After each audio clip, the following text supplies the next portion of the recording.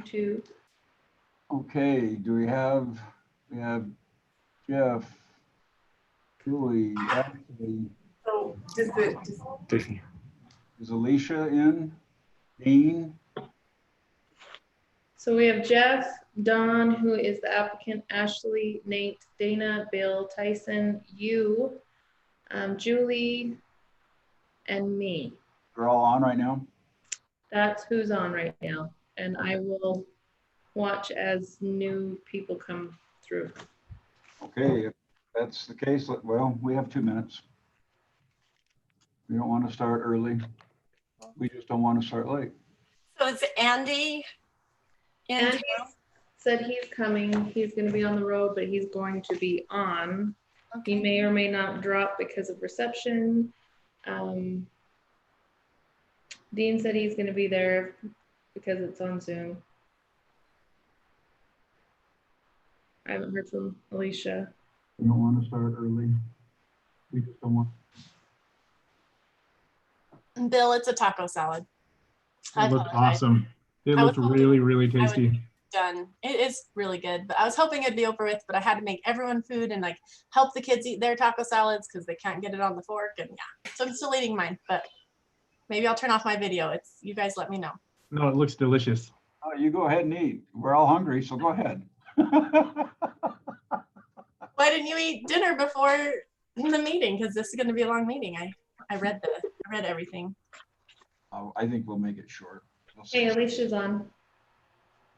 All right. It's 1, 6 o'clock. 2, 3, 4, 5, 6. We have 6. Okay, I'm just going to wait a few more seconds till it starts at 6, and then we'll officially start, okay? That's fine.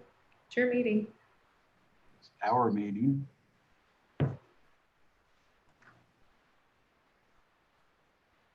Okay, we'll go ahead and begin. Welcome everyone to the Pleasant View City Planning Commission meeting for the 2nd of July. We would like to thank everyone who's joining us on YouTube, and we'll go ahead and get started with an opening prayer or a reading or an expression of thought. If I could have a volunteer for that, please.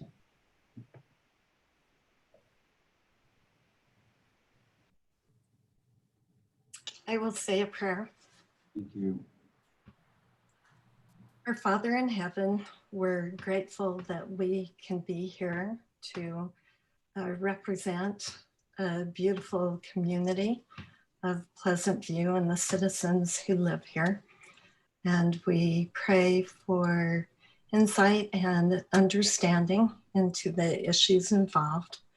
We also ask for thy protection during this time where we're dealing with COVID, that our families, that we might be protected. And we say these things in the name of Jesus Christ. Amen.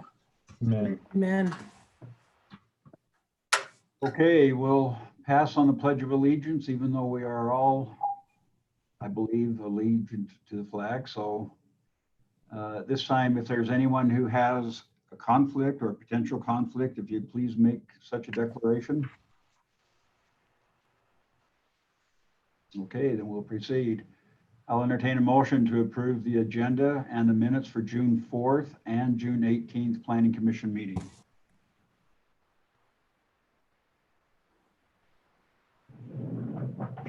We have a motion or motion for approval. I will second that motion. I haven't heard of hers yet. Oh, that's right. Nobody has. I will make a motion to approve the minutes from June, what was the date again? 4th and 18th. And the agenda as outlined tonight. Yes. Okay, we have a motion, and do we have a second? I'll second it. Thank you. And all in favor, say aye. Aye. Aye. Aye. Thank you. We'll go ahead and begin.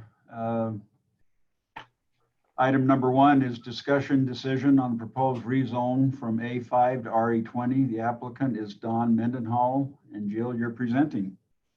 Yeah. Please. Okay. So we're going to have everyone muted, just so you know, until Keith opens the public hearing. Okay. So, let's see. Here's the location. As you can tell, it is above 4300 north. If you go directly up 500, you'll run right into it. The application shows for quite a few parcels. These two, they're quite little. This larger one, this one, and then these two at the very top. It is, oh, hold on, I need to add whoever's, oh. Sorry guys. It's currently an A5 zone, which means 5-acre lots. It is in the sensitive land area. We've done the study and there's issues, which I did send out the study. I hope you guys had some fun with that light reading. The future land use does show the A5, which is the 5 acres, and it's still in the sensitive land area. So it currently matches the future land use map. So that is why we have stated our information. Here's the concept plan. I talked to Don. He said what they're planning, if allowed, to just stop right before 4575. Just to remember, this is just the rezone. If it has to do with the subdivision aspect, we would do that on the subdivision level. There are some issues. So here's a list of all the residents that have sent in after the staff report was done. So these are all the ones that are against it. There's quite a few lists, which all of these were emailed to you between now and, or since the staff report was done and now. So I want to say it was just after 5, you guys got that last email. So these are all the ones that are against, between, let's see, between letters received, emails, phone calls, and I guess a petition. These were all the signatures. There were 2 that did call and say that they were for the development. But I wanted to make sure that it was said, any comments that were received after 5 o'clock today were not put in to the planning commission, but we will forward it on to the city council when it goes. So there's that. Hopefully you guys read your packet and really read the sensitive land use so you guys can have your questions or anything answered. But that's all I've got. Hey, commissioners, questions for Jill before we open it up to a public hearing? I guess, Jill, I'll ask a question. Go for it. I think I counted over 250 people who signed this petition against, Yes. and only 2, 4? Correct. Out of all the phone calls and everything, that I listened and I read everything. I did receive a letter that I was asked to read. Do you care, Keith? I wish you would, because I think this letter is the feelings of everyone who signed the petition, if I understand correct. There's 2 of them. We wanted to make sure, as the residents wanted to make sure their voices were heard, so that's why the names were on there. So it's for public record. I did receive a letter from Charlotte Christopher and asked to read it. And I believe, yes, let's see. Due to COVID restrictions, there have been necessary changes in the communication This has affected citizens' involvement in the meetings of the cities in which we live, including Pleasant View. Our older citizens in particular struggle with modern technology that could not allow them to participate. A number of our citizens have expressed concern that while an applicant can be part of the city YouTube meeting along with their commissioned support person, a representative for the citizens are unable to be there. This seems to be an advantage given to the applicant over the citizens. Our preference would be for the citizens to read the following letter. If it is not allowed, we request that the letter be read on behalf. So here's the letter. We, many concerned citizens of Pleasant View, request that the following statement be read. It's unfortunate due to COVID restrictions that you can't see our faces and hear our voices speak even more loudly than we have before. In our conviction that the Christopherson property be denied a zoning change from A5. Many residents are unfamiliar with YouTube channels, so what you want to know that while they may not be virtually present, they have a desire for their voices to be heard, denying the change to RE20. They have done this throughout joining their names with hundreds of others on a petition and through phone calls and emails urging a no vote. While you can't see our earnest faces, you can listen to our heartfelt words. Mr. Mendenhall, the developer, would like you to believe this is all about a 2016 land study. It isn't. He recently posted on Facebook Pleasant View citizen page. If these studies come back and show that the ground is acceptable for building, do you feel that half-acre lots like the ones to the east and south would be reasonable? The citizens empathetically say no. This isn't about just land study. This is about a vision, the community vision of Pleasant View that was determined long ago and recently upheld in our 2017 updated general plan. The following is part of the version statement from the plan where the citizens express what makes Pleasant View unique. Near busy cities and positioned next to the beautiful Ben Lomond Peak, Pleasant View City provides a breath of fresh air. Pleasant View City has a small town feel with large lots, small farms, trails, and parks that create a place of beauty for its residents. It is always a great feeling to arrive home in Pleasant View. Pleasant View has a future land use map to guide its growth so it can continue to be the type of community.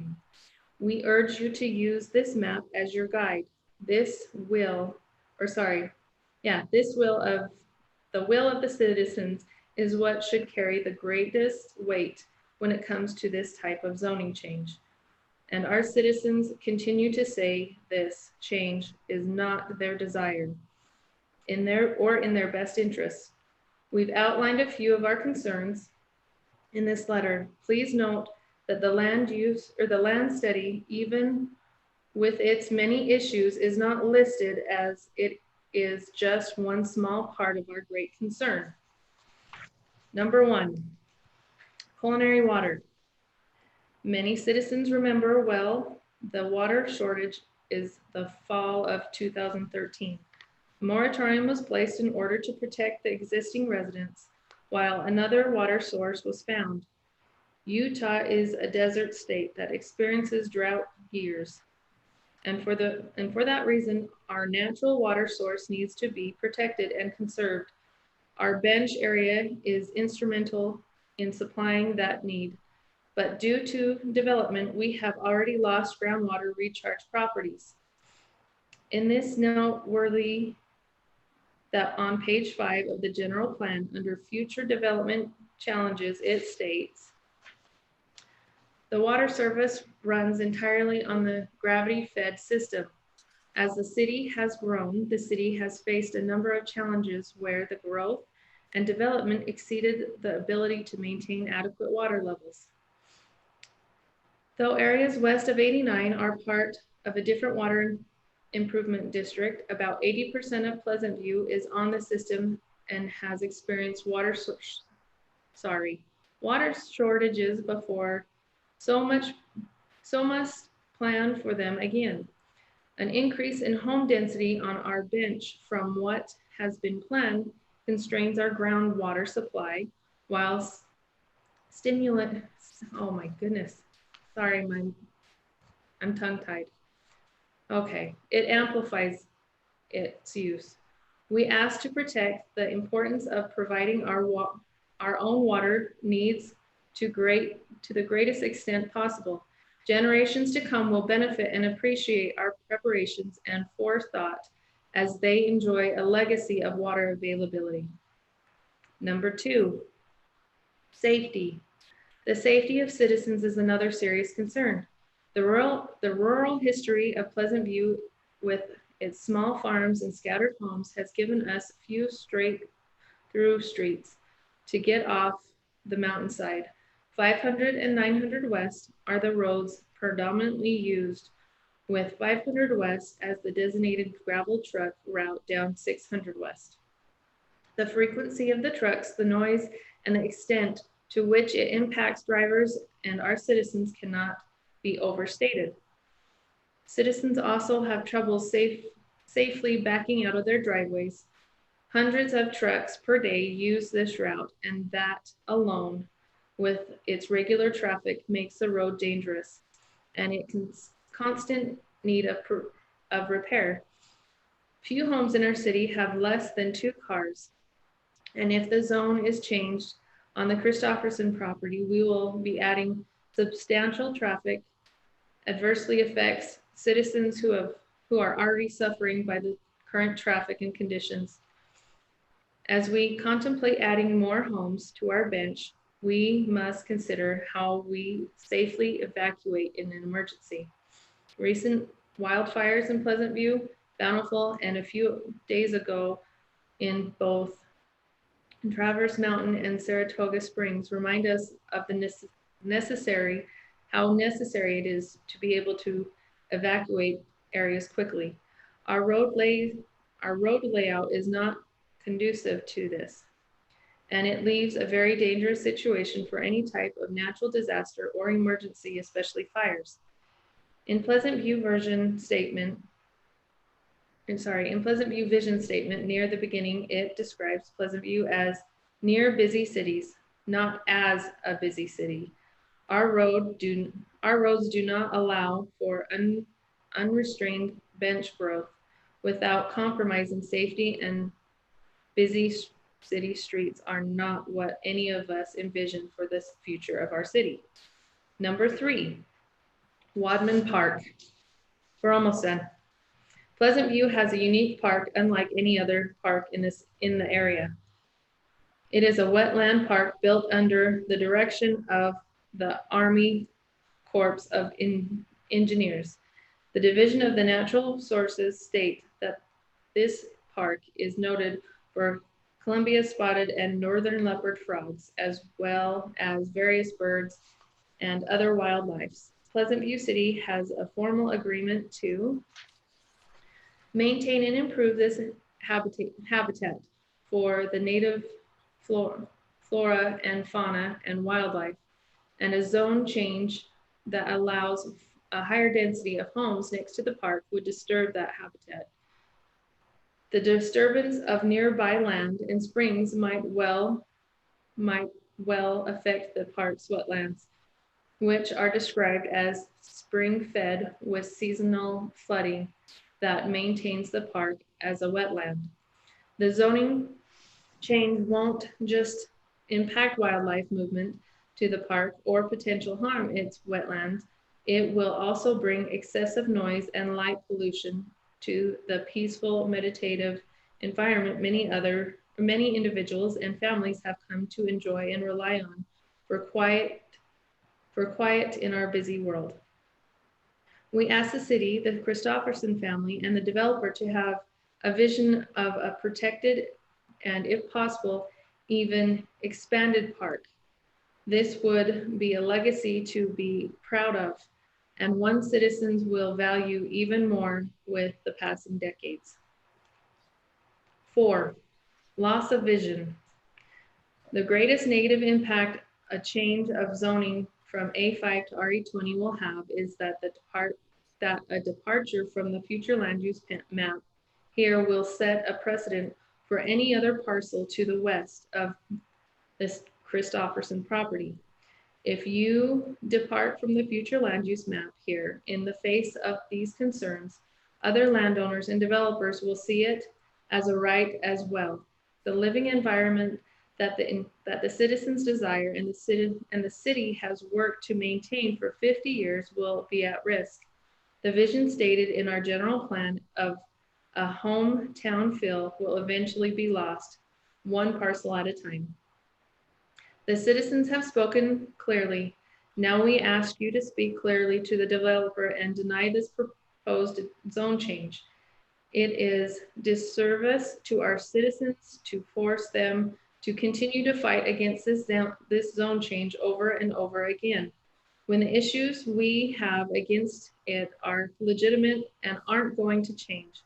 The property owner's rights are not being denied, as they have access to their property and have ways to develop it within the present zoning. The city government's responsibility is not to maximize a landowner's profit at the expense of the citizens they represent. Mr. Mendenhall is not simply asking for an RE20 zone on the Christofferson property. He is asking us to lose our vision of what Pleasant View has been, what it is, and what we want it to become. We will continue to fight for the vision that has been established for Pleasant View, both the citizens and the city itself. We ask that our Planning Commission vote no on this application, and we will petition our city council to do the same. If this application comes up again, we will add even more people to the list of those who are opposed. We will make sure our elected officials hear our voices, and we will speak against this proposal for as long as it is necessary to protect our resources or our safety and the vision of Pleasant View. Thank you. And that, I think that represents the majority of those who obviously signed the petition, correct? Yes. You have a staff report, Jill, you'd like to discuss, go over with recommendations for, against, concerns? I think that was her brief presentation at the beginning. I don't think she has anything further to represent at this time. Everything that we needed to get across was on the staff report, which were the facts. So usually we have something from the Northview Fire District, something from engineering, no? Dana's here. Those are typically given when and if there are specific concerns related to a particular development. At this stage of the game, I'm not sure that those things would be warranted. So we didn't ask for those. Okay, fair enough. Okay, then, commissioners, any other questions for Jill?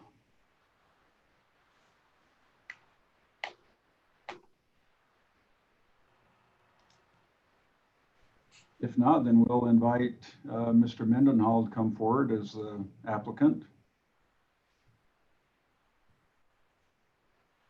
Don, are you available? I am, yes, thank you. Thank you, Jill. Name and address. Oh, I'm Don Mendenhall, address 1518 Woodland Park Drive, Layton, Utah, 84041. Thank you. Appreciate that. Thank you guys for coming. So I know there's a lot of comments on this. And Well, and it's interesting, we are in different days, aren't we? It's nice to have eye-to-eye contact, but not necessarily through Zoom. Zoom has definitely made their mark through the middle of all this. And yeah, believe me, we would love to be in person. And you know, and I hope that you can see from our diligence too, that we honestly wanted to hear from people.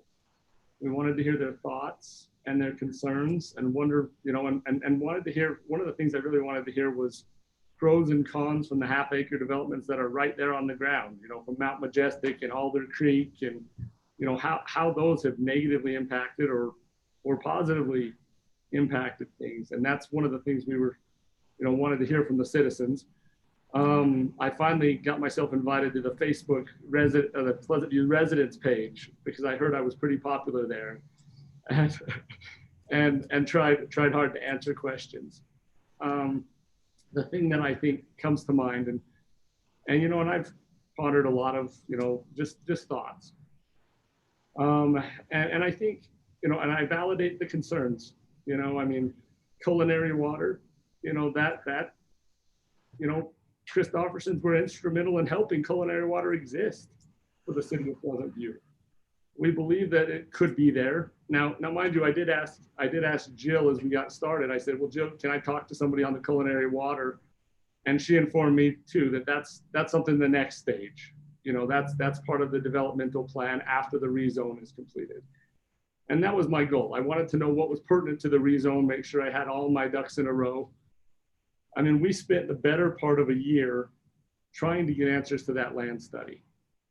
And because we were all caught off guard, we are not, and I think people have me confused a little bit, because I think they're thinking, and first, I appreciate Charlotte, I appreciate the people that have gone out and rallied the citizens.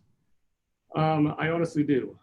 But I want to tell you something, that the thing that hits me is, the issues that I'm trying to address are, there was a lot of perceived issues with the land study that caught us all off guard last city council meeting in July of last year. And we really had none of us had studied it in depth. There may have been a couple citizens that looked through it, and I appreciate that. Thanks for your diligence there. But I was unaware of the study. I didn't even know that it existed at that time. So I went back and did what I thought was best, and reached out to the company that did the study, in answer to the questions. And that was my goal. And did someone have a question? You can, I don't know. Do I just present and then ask questions, or how do we? Yeah, go ahead and just do your presentation, please. Okay. So I reached out to Chris Sands. So I called BioWest, and they filtered me through, and I asked them who did the study in 2016. Because if there's issues, and I don't know if there are issues, but I do know that I haven't seen anything, that made me believe that there were current issues on the land. I've been through the study multiple times, and I actually have Chris with us tonight to answer questions personally. Now, mind you, this Chris is the guy that you guys personally commissioned in 2016 to do the study. And I'm not saying that there isn't issues. There could very well be underground water that we don't know of. But what we're trying to ask tonight is that we get the opportunity to dig the test pits, to spend the engineering money to find out. You guys can shut it down at any time during those studies if the study comes back that it will detriment the area. We're not saying, it's not for me to speak. I'm not an engineer. I'm not a planner that did the study. I don't know geology, but I trust the professionals who do. And that's my goal, is to, even if, and I want to put this in your minds, the rezone isn't open-ended. You can give a rezone with conditions that geological studies will be done, conditions that, and we're open to that. I'm just not going to spend $10,000 to $20,000 doing engineering studies, if I don't know that I can potentially build on the ground that's not affected. And so that's really what we're asking. We don't think it's, unreasonable. But I do, as comments were made, and I don't know if you want me to hit all of them, or if will I have a chance to speak again after some comments from some of you? Okay. Of course. Okay. So the one thing that I started doing the other day, and I want to share this with you just so you can understand from Christofferson's point of view. I'm not saying there was an agreement in writing, because we don't have that. And so I'm not asking that be validated. I'm asking to look at what exists and what Christofferson's sacrifice of that culinary pipeline has done, to their piece of property. Okay, and if I can share my screen, let's see if I can do this. I'm going to learn with everybody here tonight. Let's see. So there is let's see if I got it. So I screenshot off the GIS, and let me see if it'll let me share it over here. Screen share. Bear with me. You're going to see you again, Keith, and then I'll right here. Let's see. Okay, can you see my screen? Yes.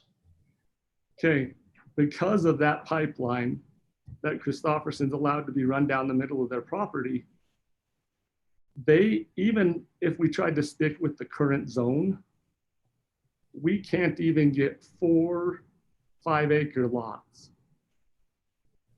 And they, you know, and that's painful. So yes, I understand it's A5, but we can't build on top of that pipeline.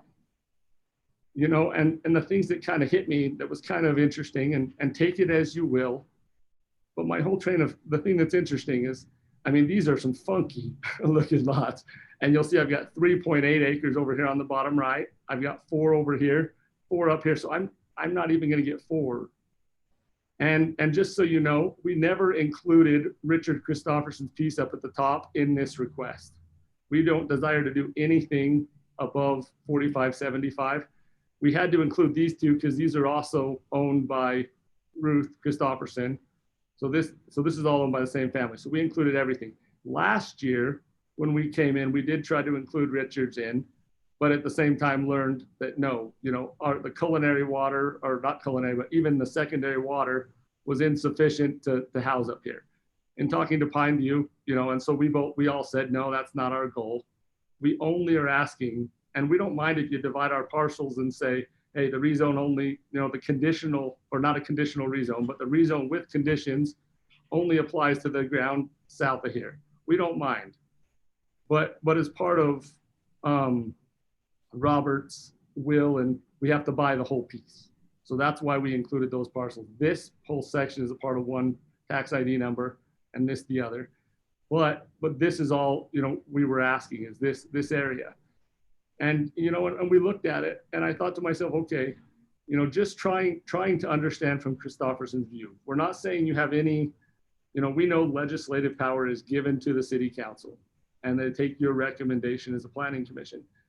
But the thing that Christofferson, I think, wanted me to understand, as well as anyone else, is if this concept plan, why was the concept plan created in the, you know, in the 70s?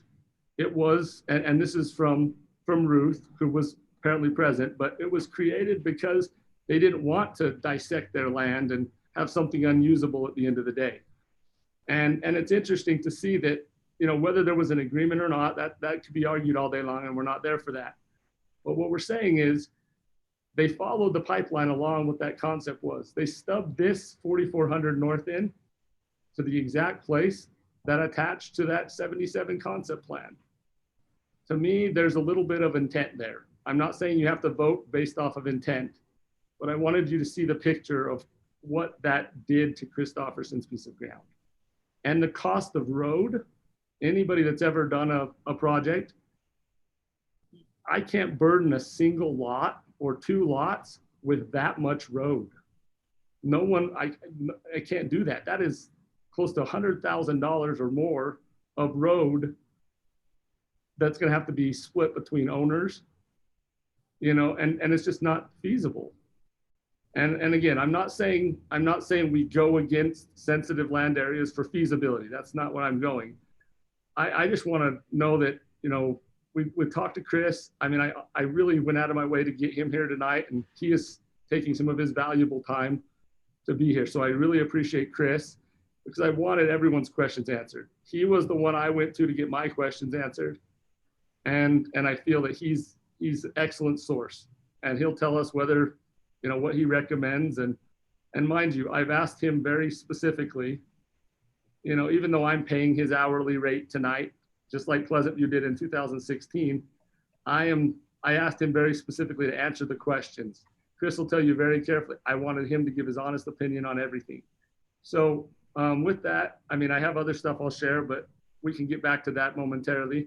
So I guess maybe if we want to answer, or I don't know, what questions after what I said, what thoughts, or, you know, what thoughts do you have?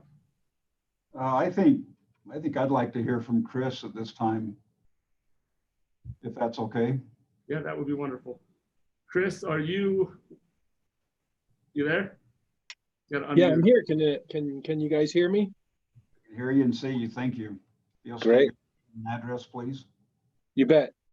Christopher Sands. I'm a senior planner and licensed landscape architect with BioWest up here in Logan, 1063 West, 1400 North, 84321. Thank you. You bet.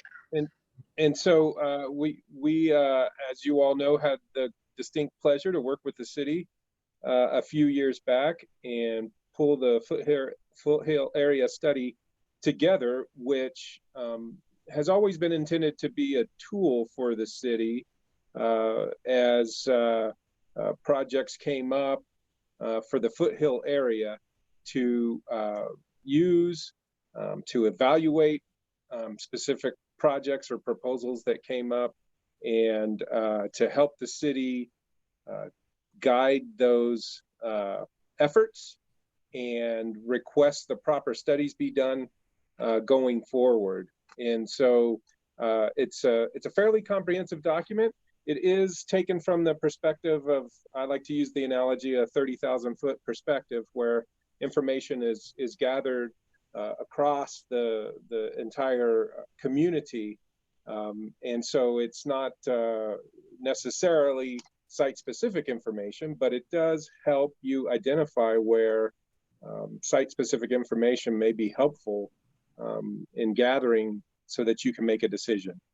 And when Don reached out and asked to look at the specific parcel of property that he's working on, I pulled the information, and we've got identified in that area at the very southern tip of the property some potential soil constraints. And then the majority of the property has some geological constraints that have to do with the stability of the ground and that sort of thing. So those are both conditions that can be studied and looked into further. I would consider them mitigatable types of constraints. In other words, if there are indeed soil issues there, whether the property is developed with one house or multiple houses, they would all have to be constructed according to any kind of soil study or geotechnical report that was prepared, which may recommend, for example, beefing up of the foundations for the homes, for example, to help mitigate for the soil concerns or any of the geological constraints. So I also am aware of the information that citizens were tracking down from the Utah Geological Services website, and has to do with National Wetland Inventory, NWI maps. And again, that's also a study or a source of data that was taking at a higher elevation. It's all based on aerial photo interpretation typically from several decades ago. And so it's a helpful planning tool, but it's not really pertinent to site-specific properties. In other words, we've worked on projects long enough, I have personally, to see that sometimes the National Wetland Inventory maps are accurate and there are wetlands on the site, and other times they're not accurate and there's not wetlands on the site. So again, it just means that site-specific information is important, and it's a helpful tool to flag the kinds of things that the city or the community may require of the developer to look at in more detail. So hopefully that's how the study is being used. We have a series of recommendations back there. I've kind of touched on a couple of those things. For example, when it says there's severe soil constraints, a site-specific study would be able to determine specifically what may be needed in a development, whether it's 1 unit per 5 acres or half-acre lots or higher density than that. It would apply to all types of developments within that property. So quick overview. I am happy to answer any specific questions that folks may have. Chris, do you mind if I pull the study up for them and share that on the screen while you talk? Keith, Sure. Keith, Sarah, may I ask a question real quick? I think I can address his, I think I know what you're going to ask. So Go ahead.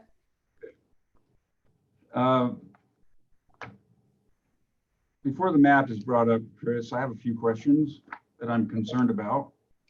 Do you represent BioWest? I do. So was you commissioned to do this study by Pleasant View City? That's right. And did you perform extensive studies for your recommendations? Did we perform extensive studies? Yes. We gathered information from studies that already existed. So we compiled information is how I would describe that already existed. So I have a real major concern, and I know this is not a court of law, so I don't want you to feel like you're being drilled, but the city commissioned BioWest to do a sensitive land study. Yes. You represent BioWest, and this plan that I'm looking at from March of 2016 is what you recommended. And based upon your recommendations, we then went forward with our master plan use, and we zoned that area A5, knowing that there were several constraints. And my concern is now, how can you represent Christofferson's or Don after you've already represented the city? So I guess there's a little bit of a concern or a conflict there in my mind. Yeah, I think it may be a perceived conflict because the city hired us to do a task, which we completed. We provided that information. I don't think our study says anywhere, tells the city how to zone that foothill area. It simply identified potential hazards for concern up there as development was contemplated in the foothill area. So we didn't have any specific zoning recommendations. We did have recommendations on how different areas in the foothills might develop in terms of clustering developments and clustering open spaces to try to retain some of that value and quality up in the foothill. I don't work for, I'm not representing the project. Mr. Mendenhall is paying for my time to answer questions about the study. And so I'm not here to advocate for the development. I'm simply here to answer questions about the study and make sure that everyone understands the context for the information that's in the study. So I appreciate that. And as I go through this study, page after page, there's, you have concerns over drinking water source protection. You have concerns over recharging. You have concerns over soils. You have concerns over, potential earthquake, fault zones. Yes. You show severe constraints. So my concern is if you present the city with a plan and the city takes your plan after they pay due diligence, and then the city goes ahead and we zone based on your plan, not that you recommended a zone, just we did, and the citizens approved that, the planning commission approved it, the city council approved it.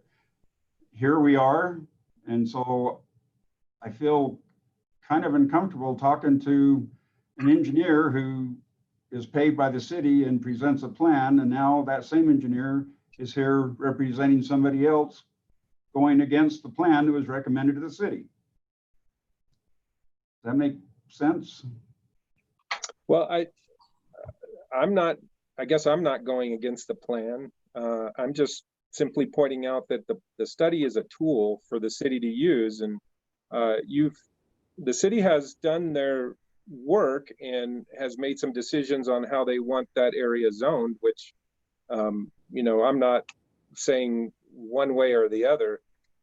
The city has a sensitive lands ordinance in place, which I think dovetails nicely in with the study. It utilizes the information from the study and talks about how different resources of concerns can be addressed within that zone.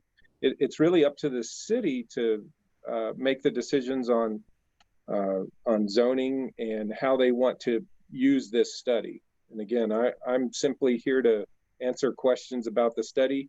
The study raises concerns, but if you look at this specific property, the two issues that I've raised, and if you go to the recommendations sections in the study, it'll basically say you need to do more site-specific studies for those particular types of conditions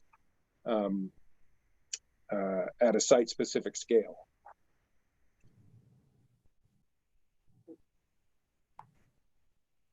Chris, can I ask you to take us through which pages here have, you know, those issues that you were discussing? Because I've been through the maps, and the majority of the maps, you know, I mean, you and I walked through the maps to help us understand. So if you want to tell me what map to go to and explain them, even one by one or whatever map he's asking, because I mean, the thing about the so this one right here, the geological condition map. Yes. The thing that I thought was most interesting is not only are we right here, all of Mount Majestic, everything down here, including Julie's house, you know, everything is on, it has the same geological issue, and they've already built on that, Chris. Wait, Keith, can I interject real quick? Please, Sarah. Okay, couple things. Mr. Sands, are you a planner or are you an engineer? I'm a certified planner. Okay, so you're not an engineer. We have an engineer here that works on behalf of the city. That's point number one. Point number two, the sensitive land study was done after that development was done that Mr. Mendenhall is pointing out right now on the screen. And that should be noted too, that maybe the city realized what they realized in the sensitive areas after that development was done, and what mitigating factors or things happened within the city, and move forward with implementing a plan. So just, I think that's important to note that yes, you are a planner, and yes, you work on behalf of BioWest. However, you're not an engineer, and this study was done after that development. You're right, Mr. Mendenhall, but that's something to know also. Keith, Yes. could I ask a question? When I was looking at the land study, I noted on page 21, it had a list of preparers, and Mr. Sands is noted there as a project manager, but we had 7 other individuals, including a hydrologist, water quality specialist, a senior geologist, a regular, I guess, geologist, GIS specialist, landscape architect, all of these individuals. So my question is, Mr. Sands, are you representing the geologist and the hydrologist who made recommendations in this study? Are you able to speak for them? Well, I'm here as I prepared the question that's in the packet. I'm here to represent BioWest as the principal. You know, Mr. Mendenhall's not going to pay for all 9 of us to be here, so I will try to represent the other participants who helped with the study, but I'm more than happy to acknowledge when I don't know the answer to a particular question, because it's not my area of expertise, and can simply follow up with those folks who, for the most part, are still here working at BioWest. I appreciate that. I just think, you know, we needed to note that this study was not done by one individual. It was a team of individuals and specialists. Thank you. Absolutely. Chris? And Keith, can I talk? Yes. So, hey, Mr. Sands, this is a great report. Well done. What is the topic of the agenda tonight? It's not to discuss whether the report was done correctly, or if it was, you know, and I'll speak, Sarah, I'm an engineer.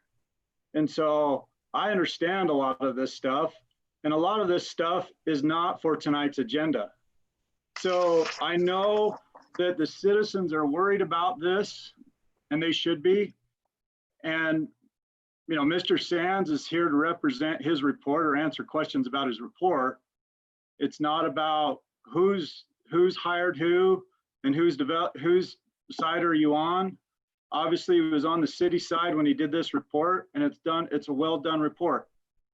But this topic that we're having is not for this meeting. So Commissioner Karras, I somewhat disagree. We have to have all the information in front of us before we can vote on a rezone approval or denial. And this report is very specific to the rezone request. It's specific. It's talking about the development, whether it's 5 acres or a half-acre development. It's the same report, and it'll go through the same process.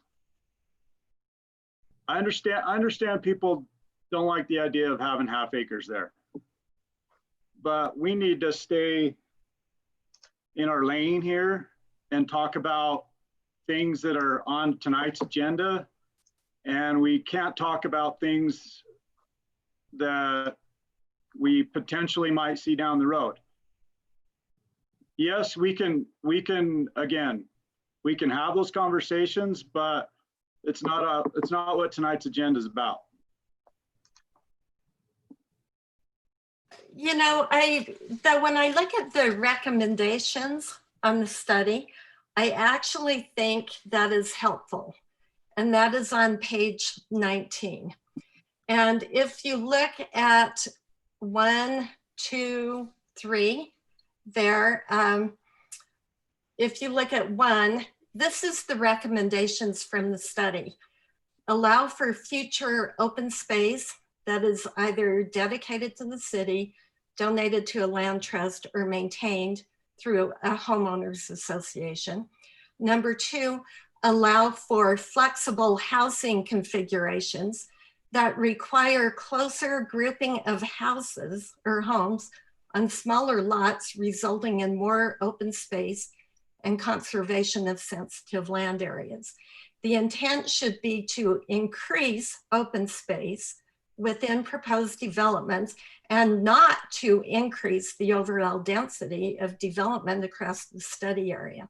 And then it goes on. So I think there are things here in the study that actually help us in making a decision tonight. In my understanding, and maybe I'm wrong, but in A5 zoning, it doesn't necessarily need to be one home on 5 acres.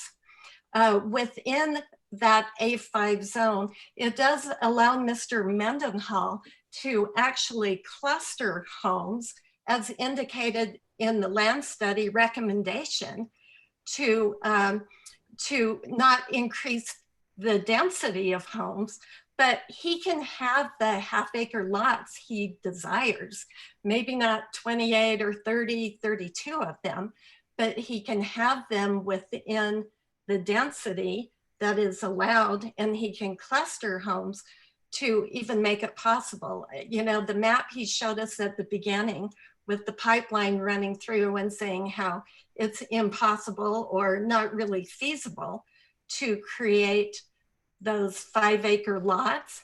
But when you look at the recommendation 2 in the land study, which our own zoning law allows in A5, that becomes very feasible. So at that point, Nate, I do think the land study is actually helpful in these recommendations. Sure, and we're here to talk about a zoning change, and we can't get to that if we are telling the developer, no, we can't change it. Oh, I don't think we're telling him that he can't change it. What we're pointing out is on the recommendation that within the present zoning, it does really allow some things that he would like to do. That's just. May I take a few minutes? Is that okay? Yes. Okay. So I've likewise been through that. You know, and one of the things, and Chris, correct me if I'm wrong. So the data collection that these guys perform for you, and again, I agree. When I go in for a rezone, most cities don't even require a concept plan from me. So I do understand what Nate is saying, and I appreciate you, Nate. But what I do understand the concerns, and that's why I brought Chris tonight, is because I know that these are concerns, and I know that they're valid concerns. But what I wanted to go through, so I looked at the study. I even went through and glanced at when they were done. You know, and like Chris said, that there were a 30,000-foot view. These are the data that they gathered.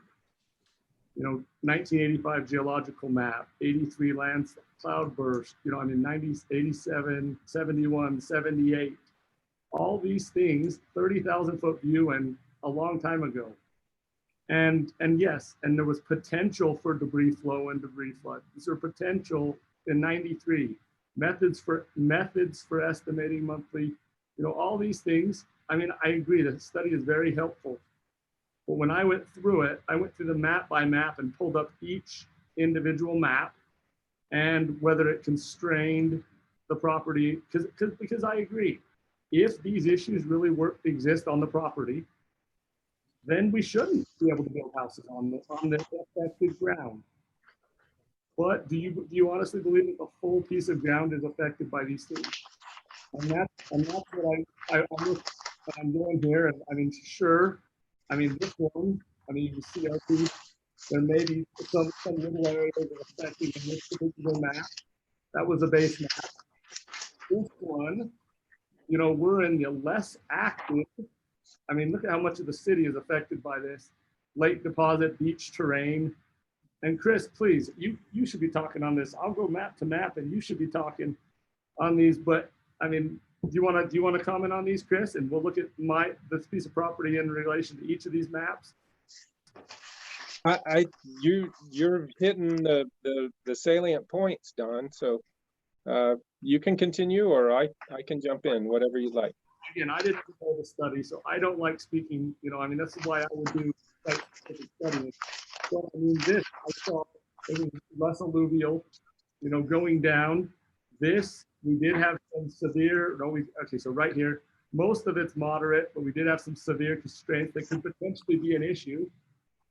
You know, and landslide and avalanches at the very top. Actually, oh, it doesn't even touch that. I apologize. Look at that. I thought it touched that. So we're right here. So even that is some moderate constraints. So this one, and this one I was concerned about as well. Yep. You know, it showed that we had, you know, this was more of the alluvial fan deposits and what was this study of geological conditions. And I want to know, I mean, yes, we may have learned things from building some of these other neighborhoods, but my question is, have we had a substantial negative effect from, you know, Mount Majestic or Alder Creek that I need to be aware of? You know, that's my question. These studies are broad, but they would be more than happy to dig the test pits on the ground itself, spend the $20,000 in geotechnical studies that exist, as long as I know after that 20,000, if the land is clean. Don, I'm sorry, Don. When you talk down or maybe into your hand a little bit, we have a hard time hearing you. I apologize. Sorry.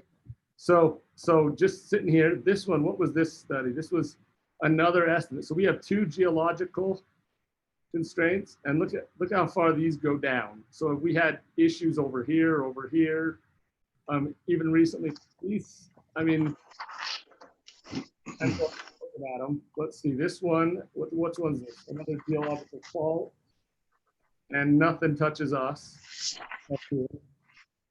We're good on that one. This one, geological again, but we're sitting here. We have other houses, but we're pretty clean there. What's this one?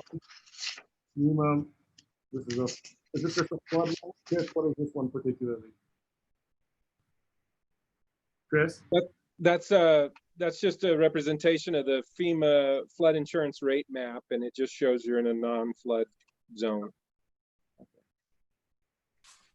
And then this one was the hydrology. And we are right here again. We terminate there. So yes, there's some surrounding stuff around. But again, I'm not saying that these issues couldn't exist on our property. We really will. This one doesn't say we have a really big issue, something we could look at personally. But could this Well, run? that's the watershed you're protecting by the zoning. Say again, I couldn't hear. I'm sorry. That would be the watershed you're protecting with the zoning. That's part of the bigger picture of the zoning on the foothills is Hey guys, really trying to quick. protect. There are people watching on YouTube, and if your video is not turned on, they can't see who you are. So before you speak, if you'd say this is Tyson or Nate or whoever, that would help the people that are watching on YouTube just know who is speaking, because right now they can't see who's speaking. They can see everyone else that has their camera on, they can see their name at the bottom. But the others, if you would please just say your name before you start speaking. This is Tyson with Pleasant View City. Thanks, Tyson. Keith, I would like to hear more from Tyson about how this has affected us, especially the development to the east, and also Dana, who's the engineer, and how development to the east is affected, and her thoughts on the land study as well. And there's a bunch of people who would like to speak in a public hearing. Yeah, I've got those comments, Keith. If you'd like to open the public hearing at some point, I just wanted to remind you of that. There are several questions, so.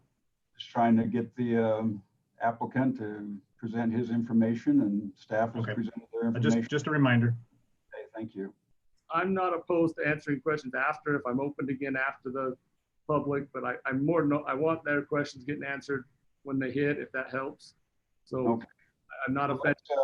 Don, if we can, we'll move forward. We can't go through every page of the report, but I agree. I agree. thank you for your presentation. And commissioners, any questions before we make a motion to open for public hearing?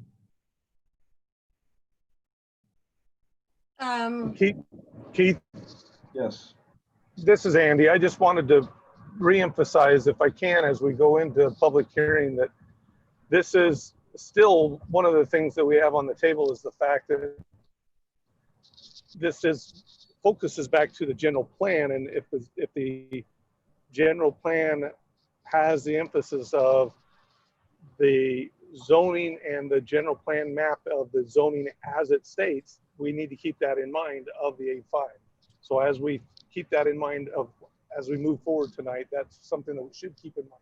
Not the water issues, not the culinary water, not the nature park and some of the things that are going to be brought up in the, those are all nice things, but it's part of it is the general plan. So we need to kind of keep those in mind as we're listening to some of the issues tonight in the open hearing.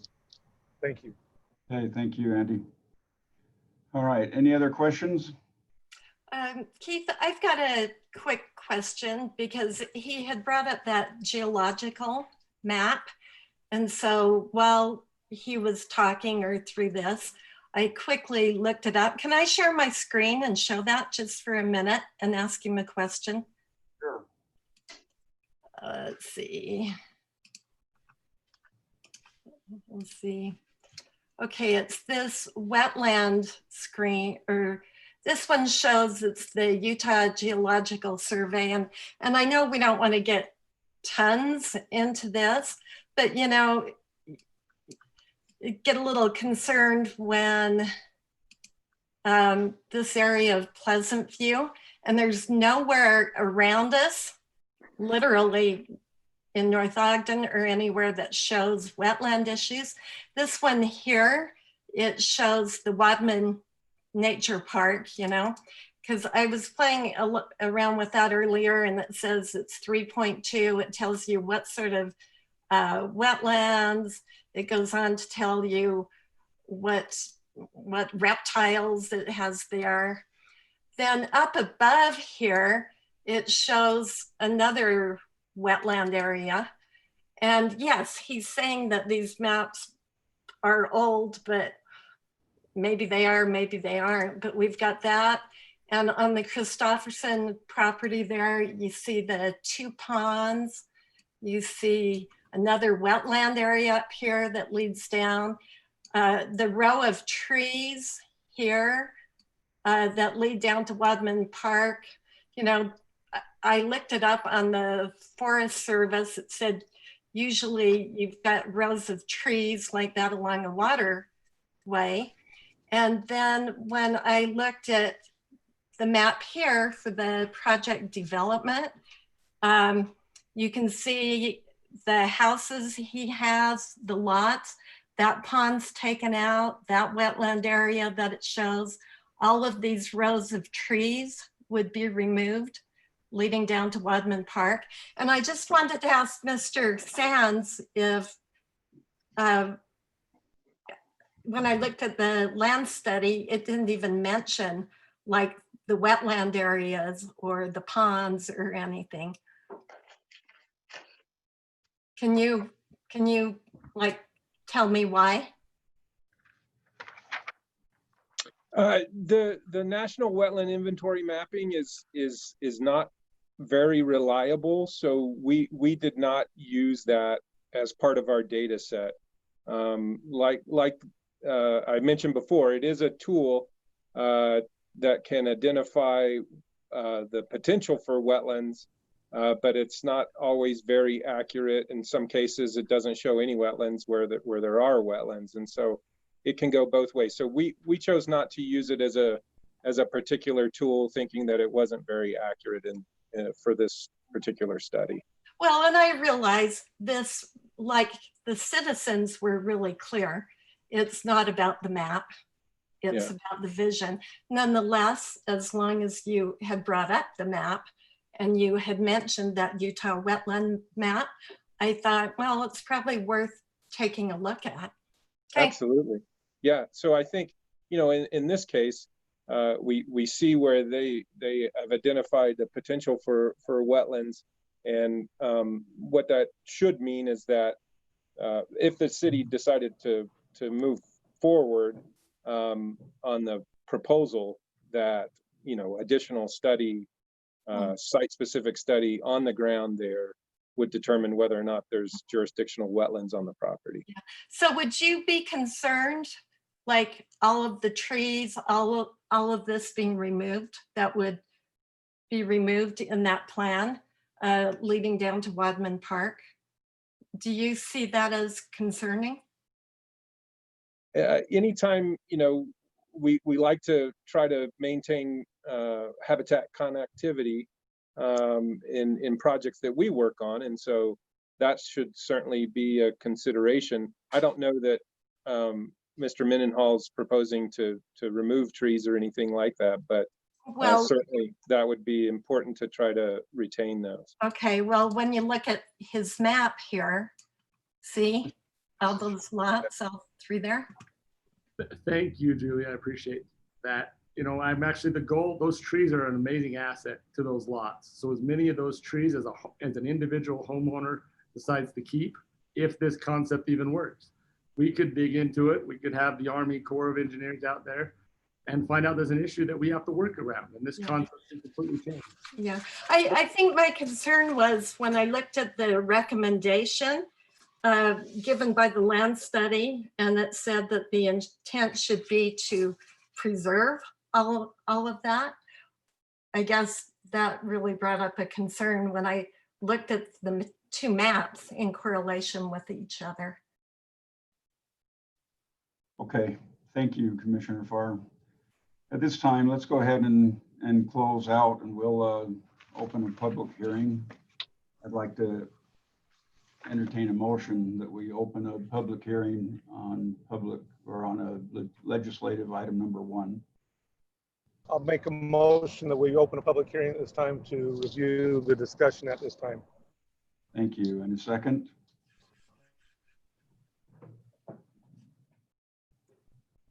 I'll second it. Oh, second it. Thank you. Okay, we're now in a public hearing, and let's open up for questions, comments, concerns. Please, let's keep things to a limit if we can. I know it's very heated and there's a lot of people on and a lot of questions, but we don't want to go over the same thing over and over and over. So we've actually had some pretty good comments on the chat area, I guess, the comment area on the YouTube.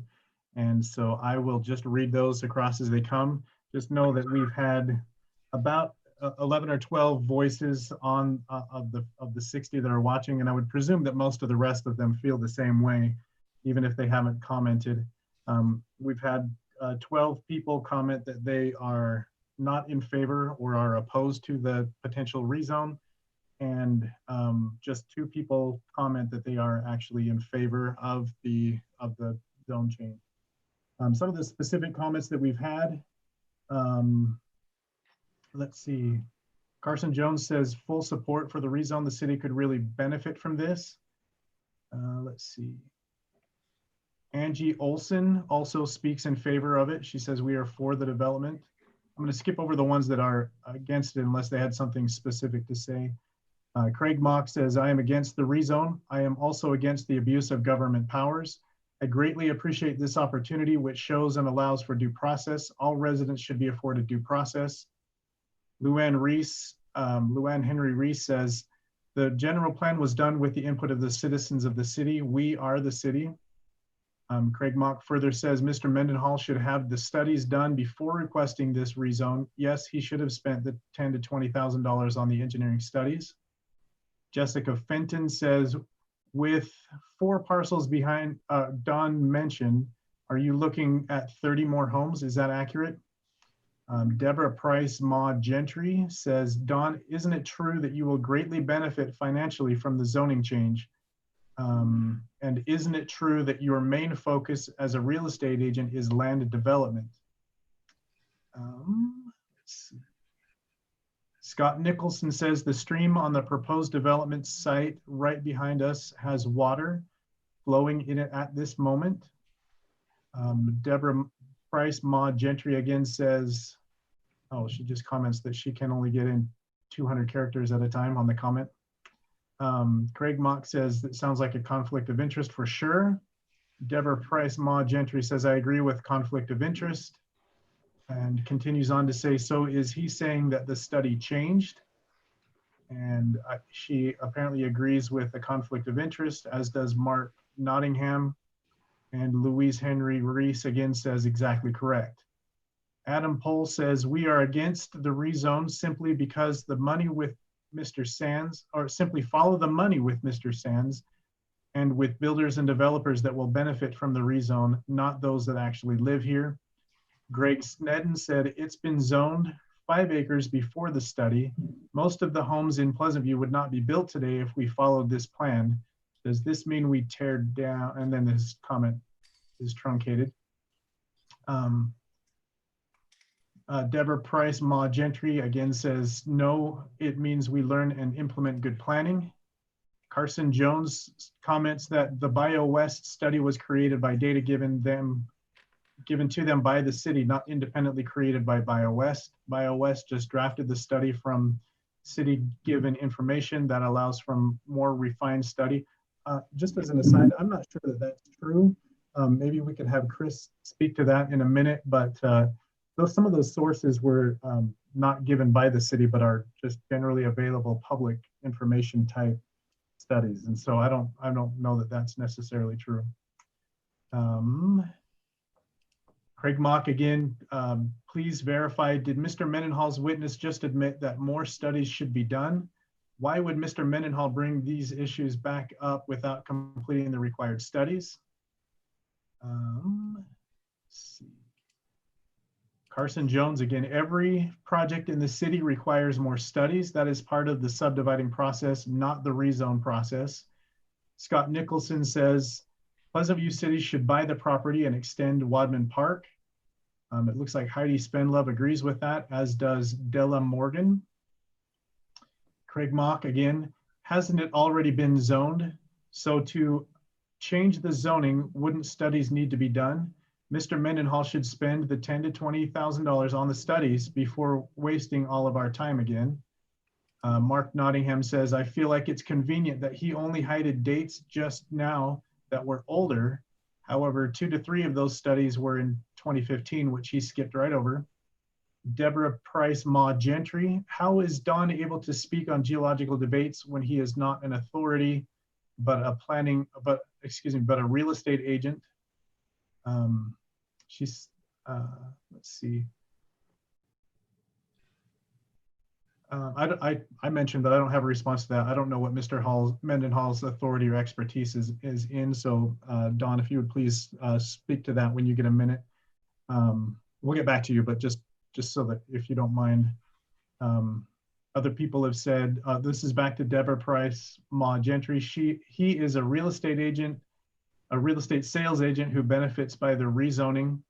Mark Nottingham said, hang on one second. He questioned, under what expertise does he derive that conclusion? I'm not sure who the he is that he's referring to, but that the maps are unreliable. Scott Nicholson says the tree line has an active stream running through it. Nicole Mosier says, Jill, I'm starting to feel a little sympathy for you. This is hard reading through all these things. And I want to make sure that they're accurately represented here. Nicole Mosier says, yes, Don is just greedy and doesn't care about the city. Choosing to not use particular study because it doesn't benefit Don's agenda, question mark. Greg Snedden says it's private property. He can remove the trees anytime. It doesn't require a rezone. Greg Snedden also says he is for the rezone. Cassie Turgeon, forgive me if I'm saying that incorrectly, Cassie. I appreciate you all. Thanks for allowing for YouTube during this time so we can all be involved. Thank you, Cassie. Carson says wanting to rezone property does not mean greedy or non-caring. This is good for the city tax base. Luann Henry Reese says, I feel that we are the citizens who were involved in the general plan and we should stick to the plan. The people who have already purchased their properties should not have their properties devalued. Maddie and Allie's Funhouse, I am not for the rezone. Thank you, Maddie and Allie's Funhouse. That's a fun handle there. Steve Collier says, we have all invested in Pleasant View based on the future land use map. Please don't diminish our investments based on that map by changing zoning contrary to the plan map. Deborah Price, Ma Gentry again, Don Mendenhall, real estate agent, just some contact information it looks like. Steve Collier, can Carson Jones, who is for the zone change, identify his occupation? And Heidi Spenlove says, Carson Jones is a developer.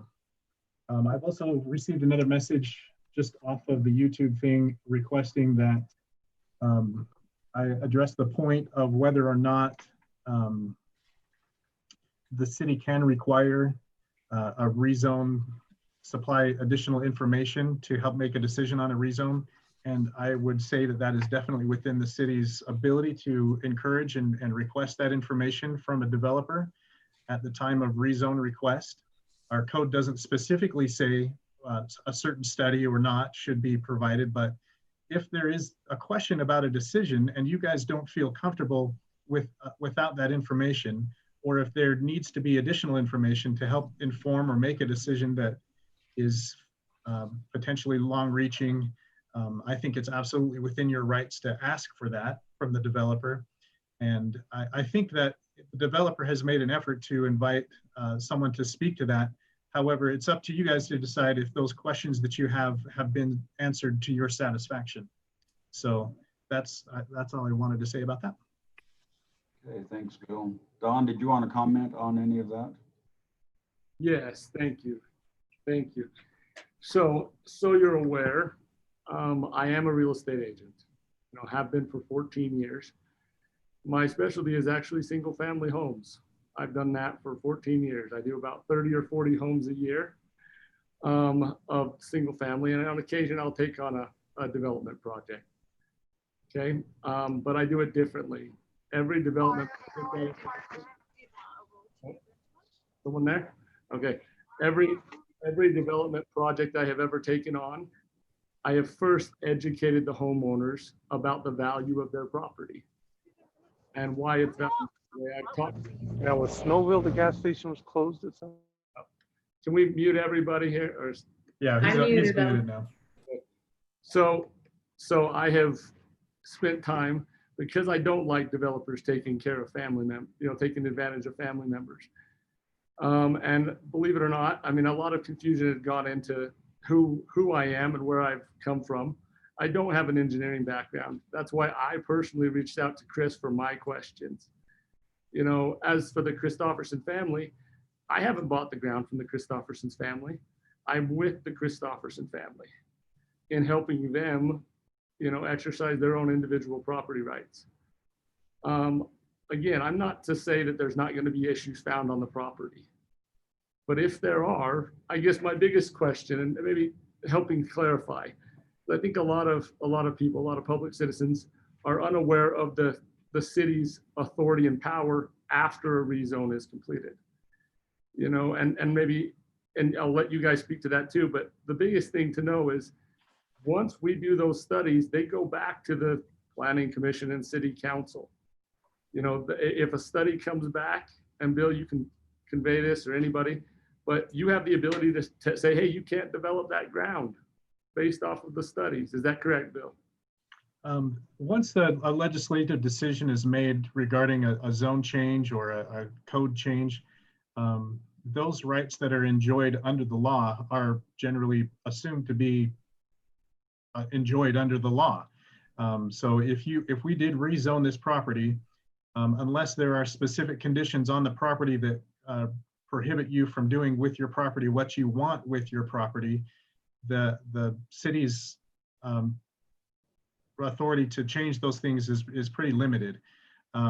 So if for example we were to change the zone to RE20, all of those things that were allowed under the RE20 would be presumed to be allowed on the property, including the farm animals and the single family residences and all of those things. And it would require orderly development. And if for some reason there was something on the property that could not be mitigated, then the city would have the authority to go in and say, yeah, no, you can't develop that because there is a well or a spring or a sensitive lands. But if they can be mitigated, regardless of expense and things like that, if it can be mitigated, it may. So those are things and so that's really why the questions that they're bringing up tonight, I feel are germane to the conversation, because there are lingering doubts and concerns in people's minds about whether or not this property is appropriate for this kind of development. And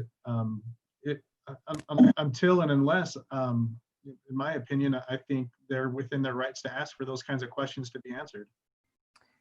Keith, since it's a public hearing, may I speak? Please, sir. Is that a yes? Speak to what Bill just said, really, and I know that Don knows this, and several of you also understand this too, really. Zoning is put in for protection not only for the developer and the landowner, but also the general public as a whole. That what Bill said is absolutely accurate. There are assumed entitlements once the rezone is implemented. Don mentions that these studies would be done after the rezone is done, and nothing guarantees things all the way, but there are assumed implications, implied implications with rezone requests. And the property is zoned at a certain level right now for protection for the residents as a whole, and also for the individual property owner. I think that it is completely fair as a resident of Pleasant View, and I realize I speak with both hats, but right now I'm speaking as a resident of Pleasant View, to require those things before a rezone is initiated because of the sensitive nature of this particular property. And once a zone is done, it's inherently hard to go back and redo something once it's done. There's things that are implied, Don knows this as well, there's things that are implied and also granted once you have that rezone, and the city has very little ability to stop that ball from rolling. Okay, so I have a question. Sarah and Bill, you could answer this. It's been brought up a few times by the public comments about Wadman Park and the purpose of Wadman Park. And I know that we're not here to debate Wadman Park, but what would happen, and Don, you can answer this as well. I've been to Wadman Park dozens, if not hundreds of times. I love to go up there and walk my dog, even though I know dogs aren't permitted, so I'm confessing. But good for the soul, right? It's a beautiful area. I mean, I see deer, I see waterfowl. I see all kinds of beautiful nature, and it fits so perfect. What would happen if we closed off? I mean, the access to the north is already closed. The access to the east is closed. The access to the south is closed. What would happen if we took that west area and obliterated it? I mean, put homes. What avenue would the deer have to go to Wadman Park? Is there something in the city that you guys have considered or looking at to purchase the ground through the city and expand Wadman Park? Is that something that can be discussed? I just hate the thought of losing it. I know this is personal, but I think the beauty of the park is personal, and to sever the access for the wildlife is going to be detrimental to the beauty of that park. I haven't heard of anything in the future that we were looking to purchase that property. Have you, Bill? Nope. I might agree with the idea, but funding follows priorities. And so we have more square footage or acreage per resident in Pleasant View than most other cities do, especially in our region. So we're pretty park heavy, and I don't want to say no, because I love the idea of expanding it, but the city is pretty well taxed out on its park budget right now. And so if someone wanted to put a group together, I mean, obviously the property is for sale, right? So if someone wanted to put a group together and buy it and put it into a park at market value, that would be awesome. And Don would be happy with that as well, I'm sure. But the idea that, yeah. Wadman Park The city just doesn't have money to do it, I guess. Yeah. No, I understand. I appreciate that. So here, Don, I have a question for you. You say that the A5 isn't relative to the configuration of the property, but indeed it is. It You is. can get five homes on that, and you can leave the natural beauty alone. You leave the trees alone.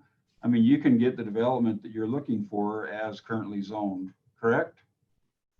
I don't believe we could actually accommodate the full A5, and I'll pull that up again for us. Hold on one second. Don, it's not necessarily A5 with an exchange of open space. It's still, with what Julie mentioned before, cluster development. Right. Every home doesn't necessarily have to have the 5 acres, but you cluster the homes in the areas that you can in exchange for the open space. It is developable. Okay, and let me ask the question then. If that was possible, then our concern comes back to why are we, if I can build 4 or 5 homes on a piece of ground, then that means the ground isn't detrimentally affected like we're presuming based off of this study. If I can. Not so, because 4 or 5 homes are in a certain spot that would be allowed. The rest of it would be open space, and therefore you have most of it protected. Yeah, and so looking at this, I'm not here to argue, but you can't build on the pipeline. To my understanding, I cannot put a home, a driveway, anything over a culinary pipeline. Tyson, can he? No, you can't build a home over them. Okay. But I don't think even the way it's shown is necessarily where that main goes. That is where the main goes. It curves up, and then also we'd have to have a second egress. Wait. Tyson is the water superintendent. Can he speak to that, where the water pipeline is and where it goes? It would cut through your blue one, but it curved. Let me pull up the map with the water. I can show you the old thing here. Give me 1 second. I have it on the other screen because they ran it. Find it. Bear with me 1 second, guys. I'm learning how to use my computer. So let's see.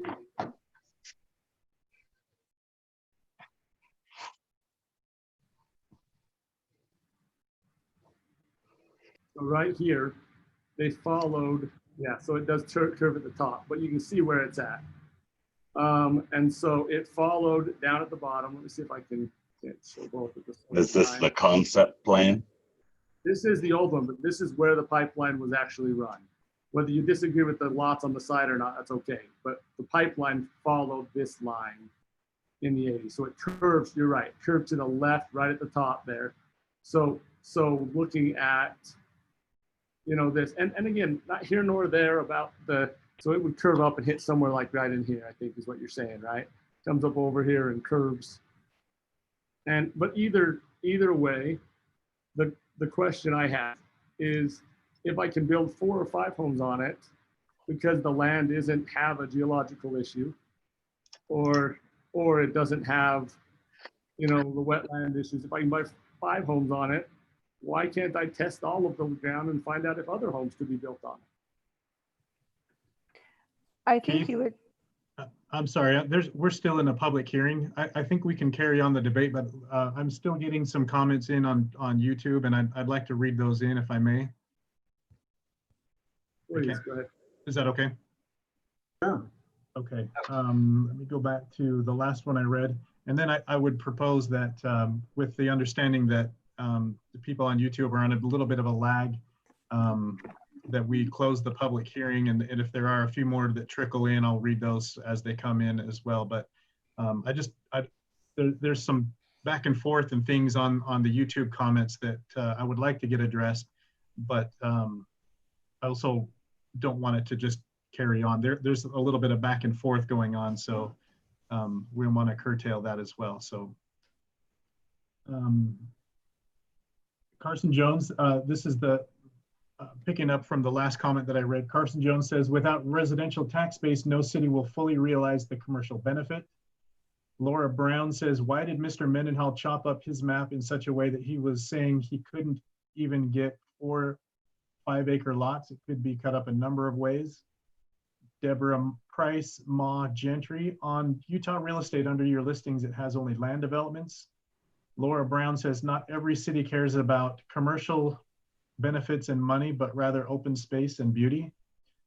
Mark Nottingham says, Carson, as a developer, you stand to get to set a precedent by, this is kind of that back and forth I was talking about. Yeah, let's not go personal, Bill. Okay, I'll skip that then. Deborah Price, Ma Gentry says, part of my concern is that once this parcel has been rezoned, it will be a snowball effect for every other land parcel in A5. Let's see. Nicole Mosier seconds that. That's a good point. It could set a precedent that would be negative as a whole for the city. Let's see. That's not necessarily true, though. We're only talking about this one, A5. We're not. Yeah. The Deborah Price Ma Gentry again says, for me, it is not about greed. It's more about keeping city with land use plan that was already put in place. There's a C. Christopher that says, I thoroughly agree with Keith, and I am against changing the zoning due to that issue, plus increased traffic and safety issues.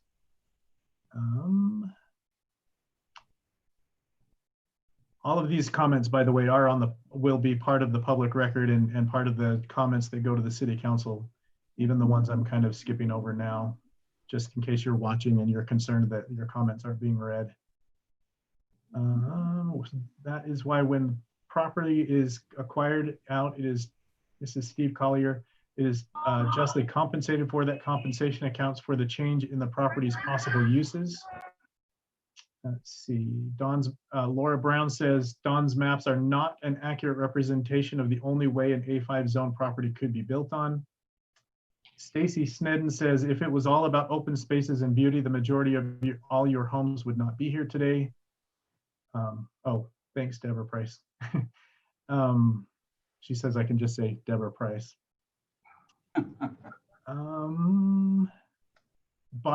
Carson Jones says, as Bob Christofferson used to say, there would be only 20 families living in Pleasant View if they had not changed their thinking in the early 1900s when it was zoned 100 acre. I don't know exactly what he's talking about, but I think the point is there.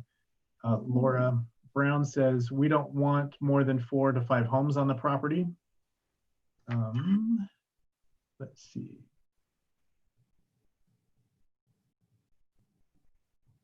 Luann Henry Reese says, because the general plan doesn't allow it, Don, it's not just about sensitive lands. Steve Collier asks if anyone could read us the requirements for a zone change. And then Greg Snedden finishes up with, I don't hear anything from the concerned Pleasant View citizens willing to pony up the money to pay for it.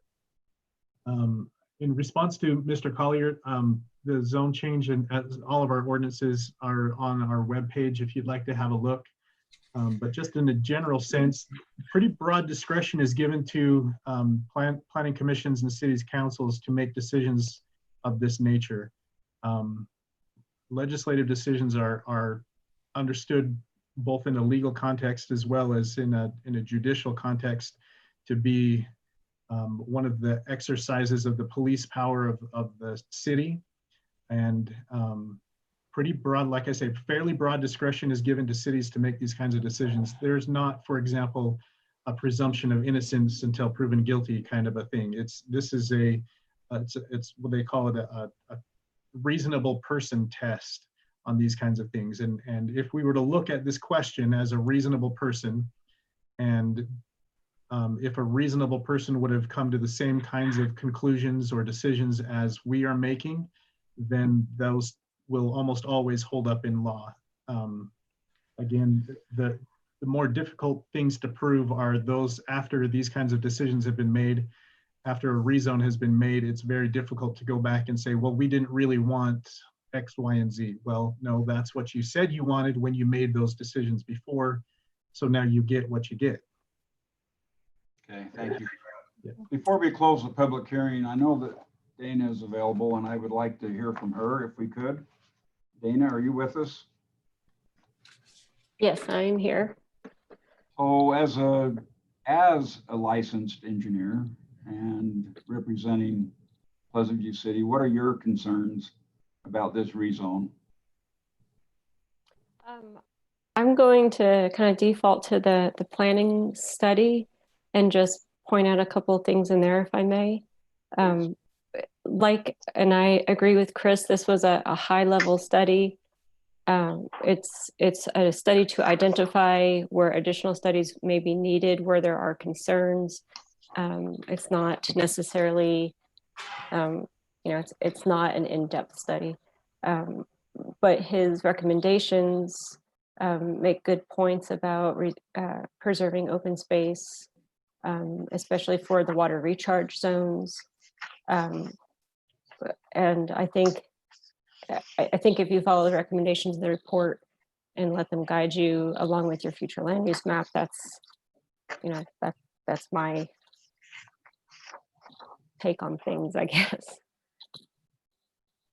Just development, should be done in a responsible way, and we're here to enforce the city's ordinance. So however you decide, we will make sure when the subdivisions come in or the buildings come in that they're done properly. But as an engineer, you would recommend that we follow the sensitive land study?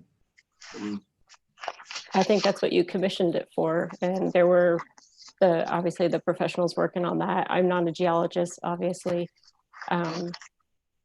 so I can't speak to the geology of things. I understand it. I just can't speak intelligently on it. Okay, thank you, Dan. I appreciate your input there. Tyson, do you have any input on or concerns about water? I would like to just make sure that it's understood that the 5A didn't just come up one day. It's in multiple plans, and it's not just this study. It's us and guidelines from the EPA. You're protecting your water recharge areas with zoning, and it's specifically mentioned in the source protection books for your water rights. It's for the water rights of the people that don't live on the hillside, all the springs, wells. I know people don't want it to be a water issue, but it really is, and that's where that came from. And it's been debated, and that conclusion was made by staff and councils and of the past, as well as things were learned and those guidelines were handed down from other studies and bigger studies. it's referenced constantly that that's how you're going to protect these type of things is with zoning. It's not about the money part, or it's protecting your natural resources as a whole. Great, thank you. Appreciate that. If we have a couple more comments come through, if I may. Please, quickly. Dennis Farr says this request sets a precedence for everything north of 4300 North, and we already have a good plan in place that takes into account the water, traffic, etc., which is why it is zoned A5 to begin with. And Mr. Nicholson, Scott Nicholson, says he offered to buy part of it off Christofferson a month ago, and he said no, not that politely. So that is all of the comments that we've received. Okay, commissioners, any questions for anyone before we close the public hearing? Julie, your microphone's not on. There is nothing negative about developers. We appreciate people like Don and Carson Jones. I mean, where would we be if we had not had developers who have helped create residences and commercial districts? And so I would want Don to know that nothing here is personal against him as a developer. I've talked with him before. He's always been polite and looking for information. And I just wanted to tell him I appreciate that. It's not a personal issue here. We're trying to look overall at what is in the best interest of Pleasant View. The vision that we've had, not only we have, but the vision of Pleasant View that's been there for 50 years. Anyway, I just wanted to say that. Thank you, Commissioner Farr, appreciate that. Okay, at this time, I'll entertain a motion that we close the public hearing. Make a motion that we close the public hearing at this time. In a second, please. Second. All in favor? Aye. Aye. Aye. Aye. We have a nay. Did I hear? Pretty unanimous to me. Okay. All right, public hearing is now closed. Commissioners, let's have some discussion if you would, please. I just have one more comment, if I may. Dana indicated that it's important to point out that the city's master plans for infrastructure are based on what the future land use map indicates, so that anything that goes contrary to that, now that includes water, sewer, roads, storm sewer, all of those other infrastructure type concerns are all based on what the future land use map indicates. So if anything changes that, it could affect other things downstream, especially where this is something that's further up on the hill. It could have a lasting effect as it went literally downhill. And so she just wanted to make sure we kept that in mind. Thanks, Dana. Okay, thank you. Commissioners, concerns, comments? Keith, I pulled up, before the meeting, I pulled up the A5 zone description and the RE20 zone description.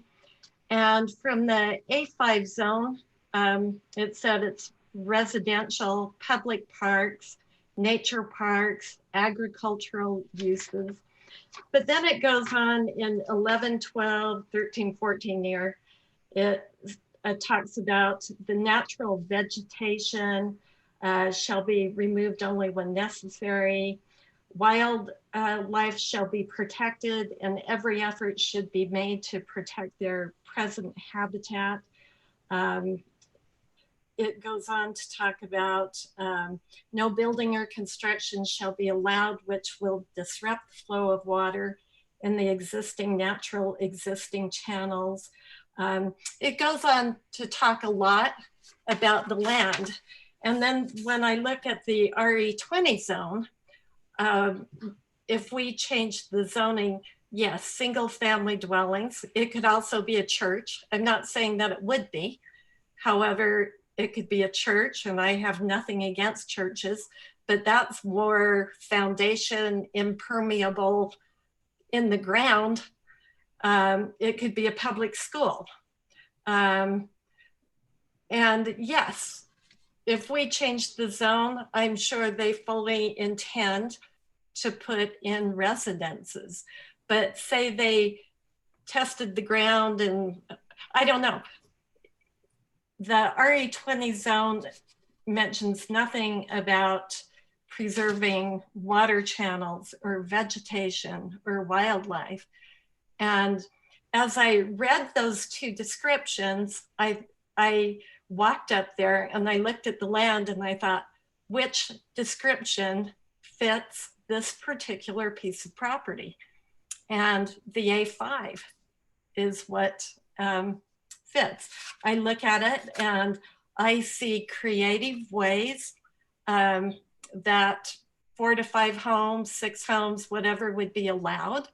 I mean, surely if you can put 28 to 30 homes on that acreage, there's a creative way to cluster 5 to 6 homes. Anyway, so my comment was just on that. And then one other quick comment, then we'll hear from everybody else, I hope too. I looked on the general plan, and on page 11, it talks about the community character, what A5 should look like. And once again, the community character really fits that piece of property. When I look at the very low density, which is the RE20, there is nothing there about the preservation of open space, wildlife, I mean, the frogs, whatever. The A5 just seems to fit when I look at it. Thank you, Commissioner Farr. I'm glad you brought that up. That's our job, is to investigate and to look as these proposals come forward. And so thank you for your due diligence and especially pulling up the descriptions of the different zones. I appreciate that very much. Any other concerns, comments, commissioners, please? Well, I'm not as eloquent as Julie, but I do feel like I'm a reasonable person. I'm just a little more blunt because I'm used to teaching 6th graders, so I just say things. But I think we all understand that if we owned that land, as we owned it and we wanted to make as much money as possible, of course we would want to get as many houses on there as possible. I don't think anyone doesn't understand that.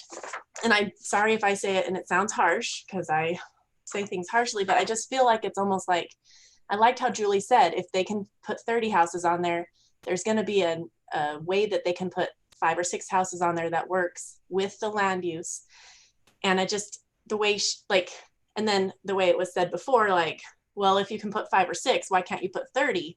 To me, that sounds,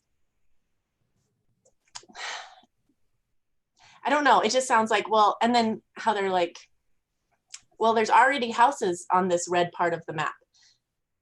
That almost proves more how we have to keep it less dense, because the other places that now late after the houses were there, we show that it's red. It's like, okay, well, it proves our point more of we need to keep what's existing so that we can have that, like watershed or water recharge areas. Like it kind of was, kind of proved that more, I thought. And so let's see. Yeah, and I know a lot of people think like if we say yes to this, we have to say yes to everything else. That's brought up every time we talk about a rezone, and that is not how it works. But I do see the people will say, well, you did it here, so why can't you do it here? And that was kind of brought up today. There's already houses here. Why can't we do houses here? And it just is like, we have to stop it somewhere. We can't put houses on the entire hillside because people will make more money or more people deserve to live here. Like that's just not a valid case, I feel. So there's my 2 cents in the layman's terms. You actually, I think, kind of summing up what you're saying is we have to watch out for water pressure and culinary water and fire protection and all of those things on the hillside. If we just open it up, then suddenly we put the city at risk, right? We had a wildfire last year that took out, I think, several hundred acres, if not maybe less than that, 50 or 60, that was kind of dangerous. And just a few weeks ago, we had a fire that started getting out of control. So I worry about overdeveloping and not having the resources available. If I can make a comment, Jeff here. Yes, Jeff. And remember, I come from a construction development background, so I'm trying to be open-minded on both sides. So the first, did someone say something? So the first thing I think that if you know, development always generally improves the area. You don't go in and put in utilities that won't improve the water flow. That's why we do development. So I think that when I talk, you have to be quiet. So I think that development would improve the area. I think it would. I think that, you know, there's been comments that would negatively affect property values, and I totally disagree with that, because, you know, this place would be where you're going to put a $750,000 home or more. That's only going to enhance the property values of the neighbors. Now, we're not in the business of creating economic benefit to developers. That's not what we're here to do. But I think too, you know, from a you know, the city does struggle with tax revenue, and if we had more residential, I mean, you know, it would create a bigger tax base for the city. The impact fees from the building permits would be significant. So I see a lot of benefits to it, but at the same time, I also think that, you know, the people have spoken. We've had opportunities to say or give our input through the general plan updates that happened a few years ago. And it did happen, and people spoke their mind at that point, and it was zoned A5. So I'm really kind of struggling here, because I think we need to honor the wishes of the people, but I do think a development would really enhance that area. And it's already beautiful, but I think it would only make it better, personally. So thank you for that. And I agree with you. And we're not trying to shut down a development. We're just asking the developer to stay within the zone.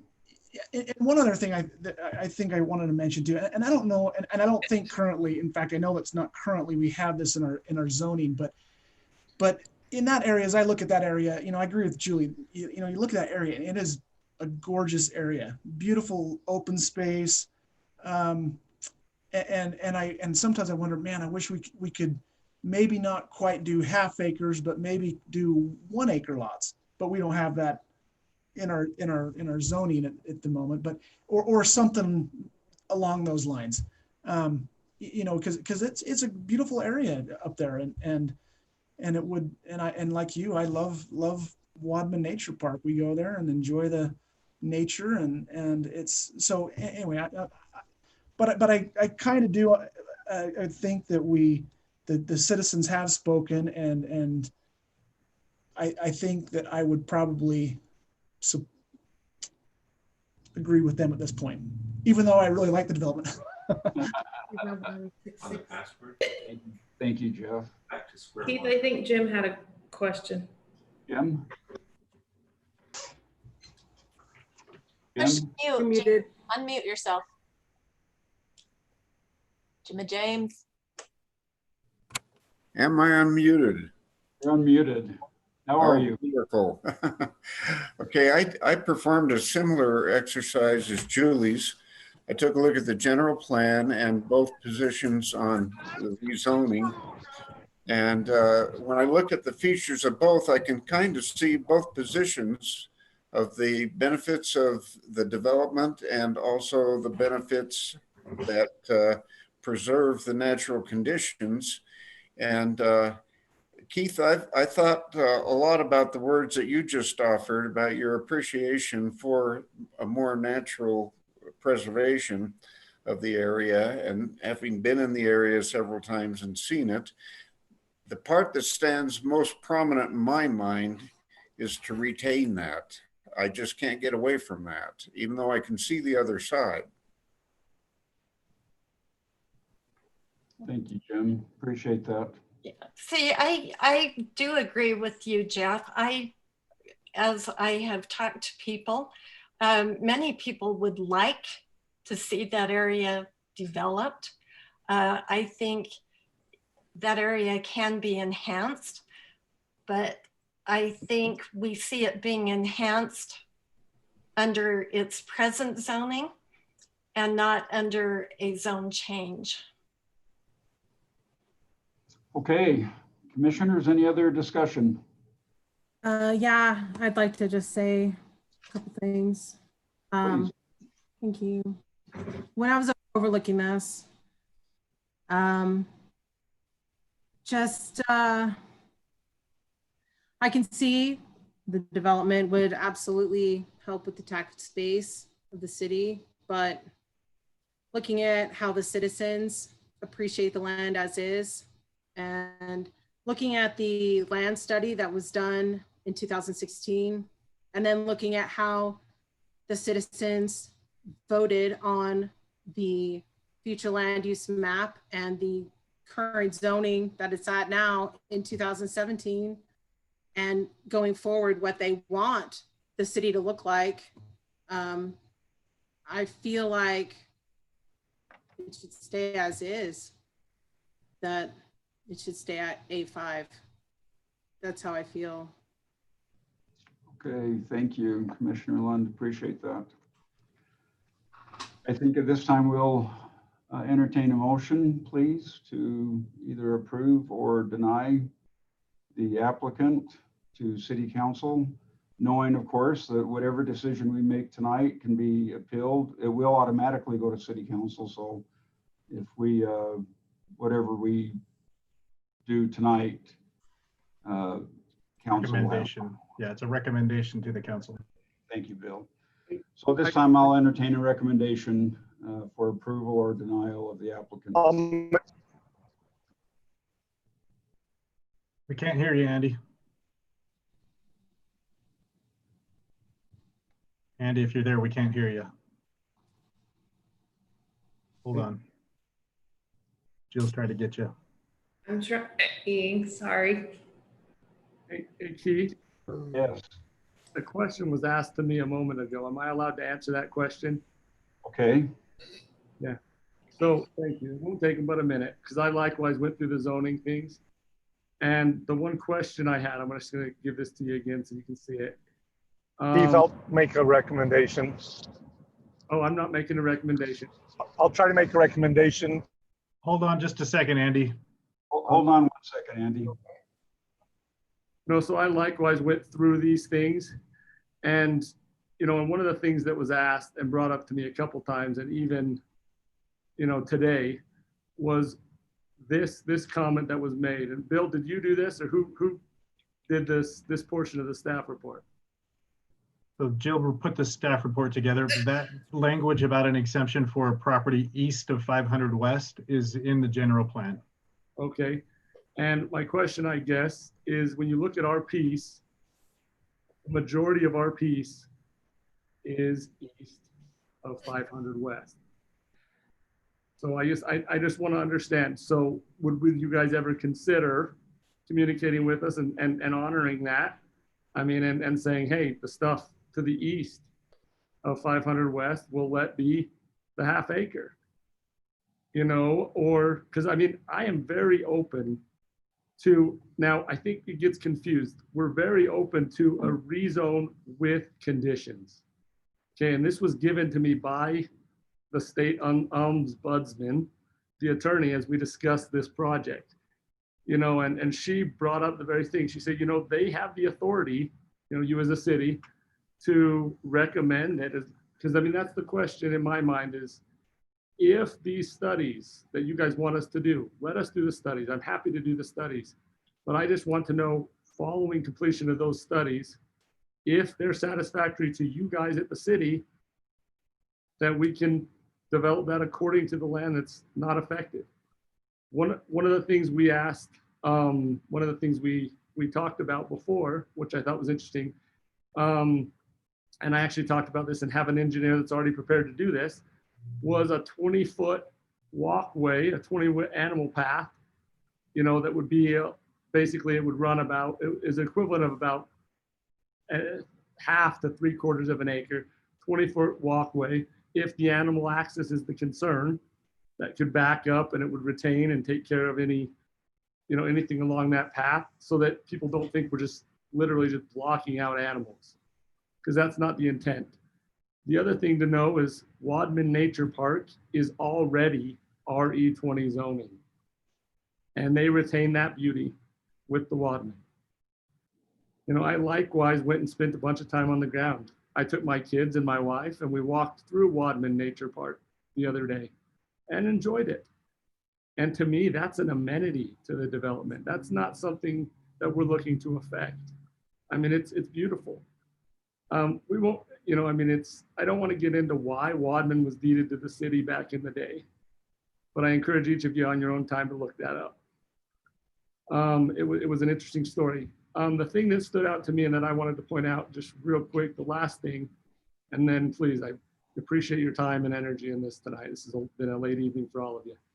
So this was the thing that I thought was cool. But let's go back. This is kind of applied to what the ombudsman, her name was, yeah, Miss Jones at the ombudsman. I can say that all night long and still not get it right.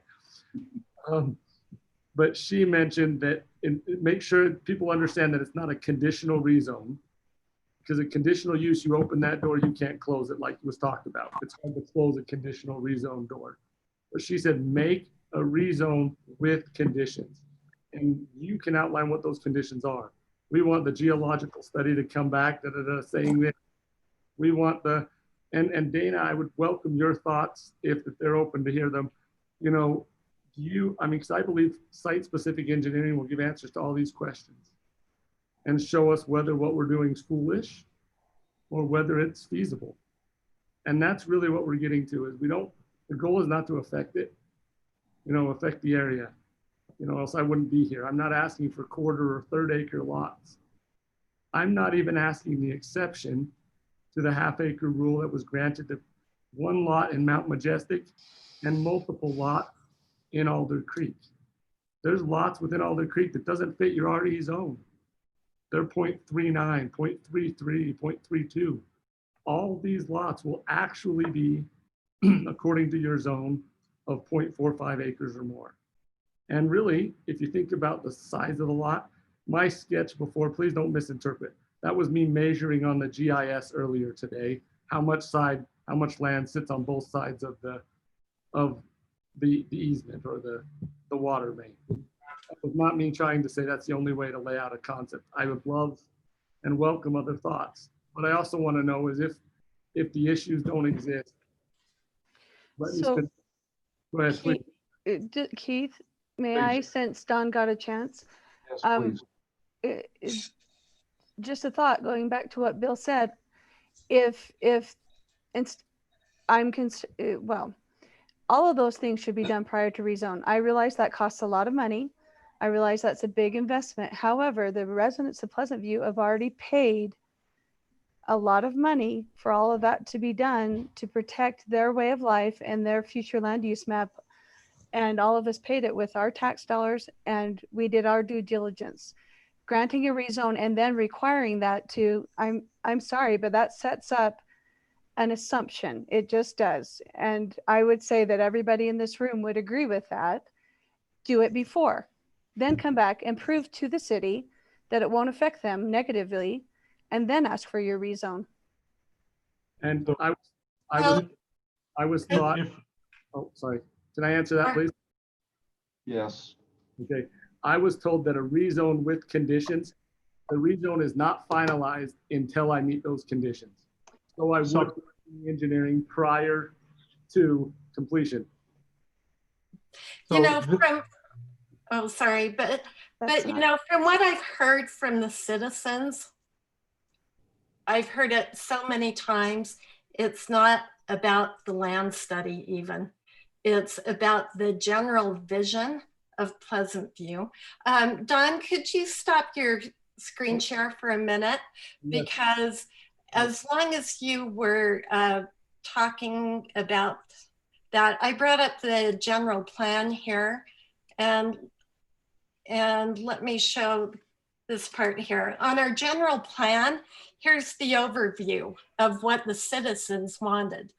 They want to maintain the small town character of the community in the design development, the ability to successfully provide adequate water and infrastructure resources, the emphasis on open space as a community asset, public parks. This is what we thought was high quality life. Continue to protect the existing residents' water supply, complement and accentuate low density agrarian areas as distinctive elements in the community, promote and preserve the sensitive areas of the foothills north of 4300 North as the area continues to develop. Promote the distinctive character as an alternative to that found in surrounding communities. Plan for future development on the west. But you know, as you were talking, pointing out the general plan, and I pulled this up and I looked at what we have as the community vision. And as we have had, what, 300 citizens speak to the importance of continuing that vision, I'm not sure it comes down to scientific studies and a land study and engineering saying, this is about the vision that Pleasant View has as a community. And I feel that I need to speak up for the citizens who have asked us to preserve that vision. Keith, I just have a comment as well, if I may. Please, Bill. The section of the code that Mr. Mendenhall is referring to does allow for conditional zoning approval, and it's addressed in greater detail in 20.8.110 under city zoning alternative actions. Number 1 says by motion, let's see, I'm sorry, going back to A, in all rezoning petition considerations, the City Council, after considering the recommendations of the Planning Commission and after holding the required public hearings, may take any of the following alternative actions subject to appropriate findings of fact. Number 1, by motion, grant conditional zoning approval with this rezoning to become effective by passage of an ordinance at a future date when more detailed development plans and or other information have been approved by the city. So we can't, even according to a condition, the condition isn't that they give someone a rezone and say, yeah, do more study. The condition is if you come back and there are certain conditions as a result of a study, then we can consider additional conditions on the property and then grant a rezone. So just to change the zone and leave it out there as an RE20,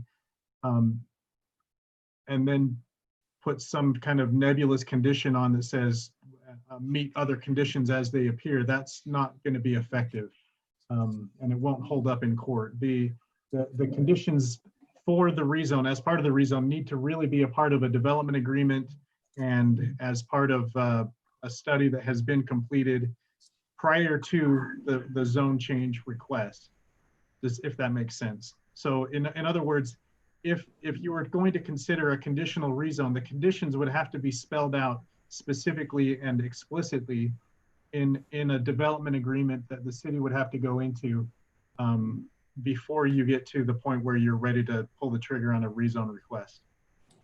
Bill, that was a conditional rezone.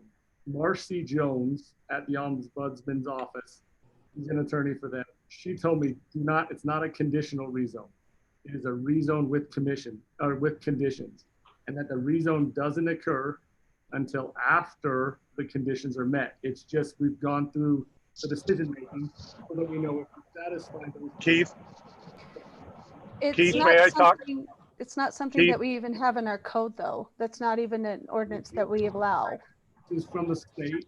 Keith, Andy has something. Yes, Andy, Keith, please. this is Andy. I'd like to actually bring up a point that I'm not for making any conditional rezoning or asking for specific things to be brought up. I think a few points have been made, both sides actually, that the study was made and it was very broad in a lot of areas. And I think the citizens and the commissions and committees made the best choices that they could to preserve future land use maps and preserve as many areas as possible looking forward in areas. And that's why we have the future land use map and the general plan that was presented and created by the citizens. And I was part of a lot of those committees. We had a lot of turnout, and then it was re-voted upon back in, I think it was 2017. And so I think if we use that as our guide, I don't know, and we're going to have this come back before us again and again in other areas, as we use that as our guide and we vote according to those, we can see that the citizens came out then to create this map. It's not going to be a scientific thing for us, but we can also see the support of the citizens tonight, that they've shown up to continue to support those land use maps, that we ought to stick with those and make our recommendation accordingly. That would be my, I'll be ready to make a motion when you're ready to take them. Okay, so I'll go ahead and entertain a motion, but first I want to thank Don and Chris and those who have come to speak, and we appreciate your concern, your efforts, your desires to make Pleasant View a nice community, to continue with that.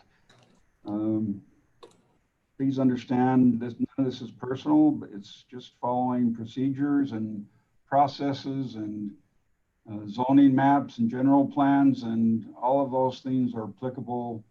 We are here to represent the citizenry, so I'll entertain a motion, not having any idea how it'll turn out this time. Andy? I'll try to make a motion. If I don't lose connection, I'll make a motion that we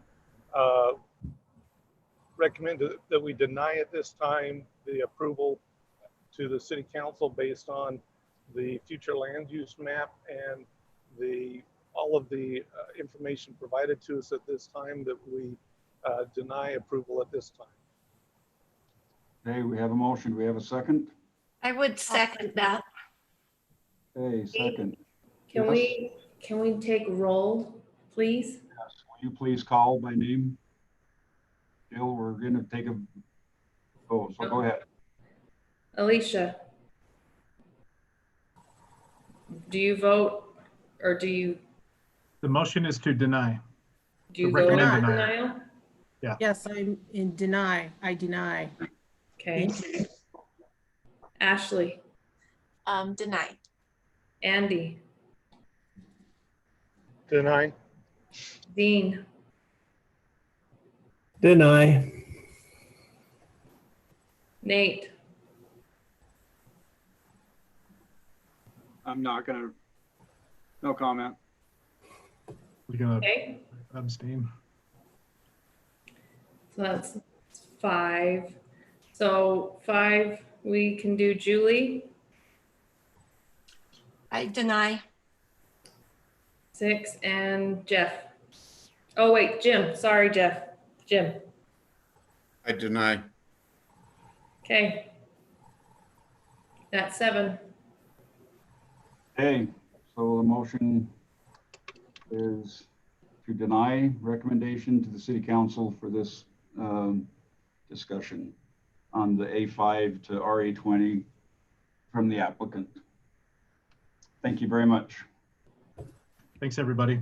We did have some comments, if I may, Keith, commenting on how professional and polite Mr. Mendenhall was throughout this process, how very patient he was, and I appreciate that. I appreciate everybody's candor and responses, and this has been an interesting meeting, to say the least. So thank you, Dawn, for your patience and for your politeness throughout this, and just know that several people have commented on that on YouTube as well. I don't know if you've seen those comments, but it's been good. So thank you for that. Thank you all for your time tonight. Thank you, Don. Okay, we'll move on to other business. Item number 2, commission communications. Commissioners, this is the time that you can speak your concerns or ask your questions or whatever you'd like.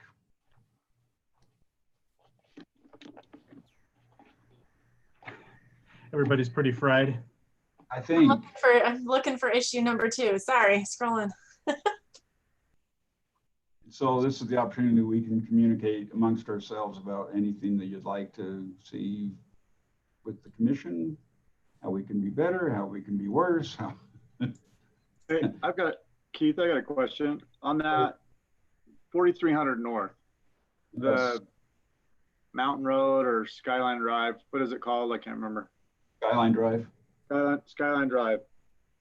As that gets closer, do we need to look at the general plan for, I mean, that road's going to potentially be Harrison Boulevard. And do we need to look at this is, we plan.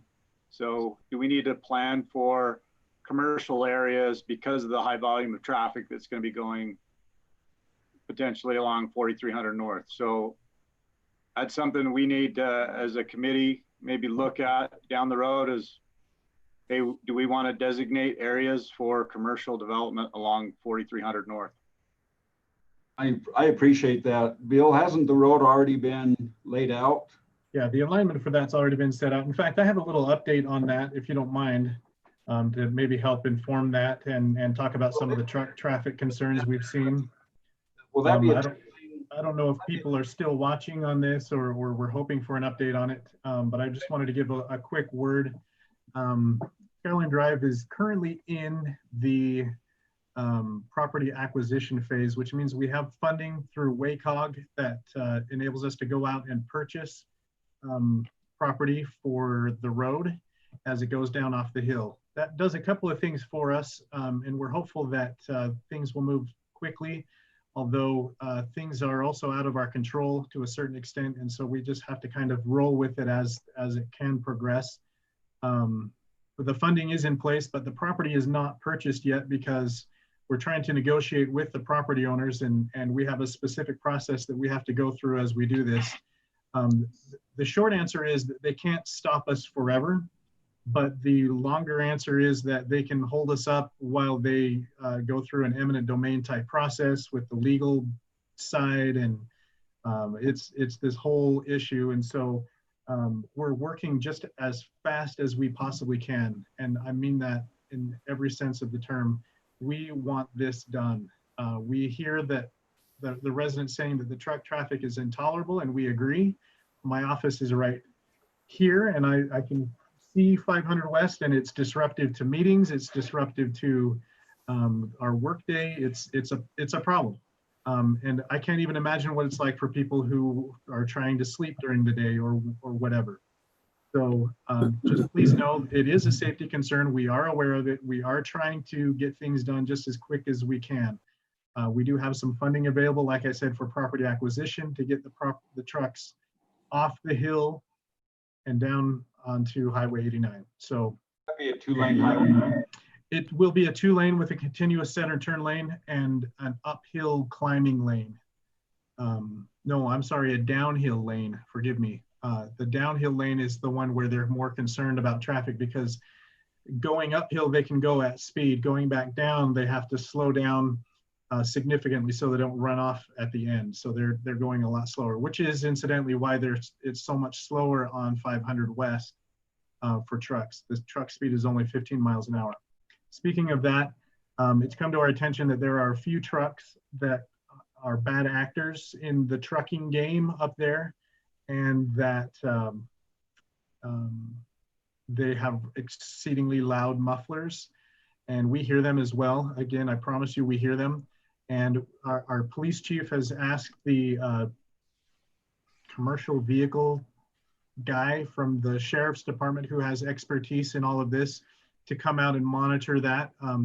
Apparently he's pulled several people over today, and has done as well yesterday, and for all kinds of violations ranging from excessive noise to bad brakes to overloads to seat belts and all kinds of things. So this enforcement push will continue for the next several weeks, and hopefully the word will get out that you just don't do that in Pleasant View. Having said that, there is, I'm sorry, Sarah. Put that on Facebook. Put that on the city's Facebook page, and I will share the heck out of it, please, about what you are doing. Okay. Well, having said that, there is no legal way to prohibit trucks from going on our roads. They are public roads, and they are open and free for the passage of all. And people can and do and should conduct their commerce on our public roads. That's what they're for. If there are jobs around town, you will see trucks in your neighborhood. There just is no way around it. If there's a job, the trucks have to get there. So please understand that there is a truck route for regular hauling, and it is up and down 500 and down 600. But if there are other needs to be in other places, they will continue to operate in those areas. So back to Nate's question. As that road is developed, is there grounds, is there any property set aside for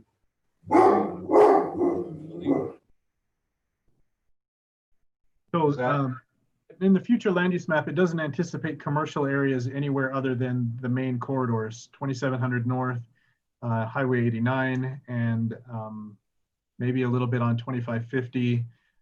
There's a couple of little pockets for neighborhood commercial around on Pleasant View Drive. But I think that's about it. Anything further than that, I think we ought to look at maybe in the next couple of years at looking at maybe, if it's desired, up on the hill a little bit more commercial.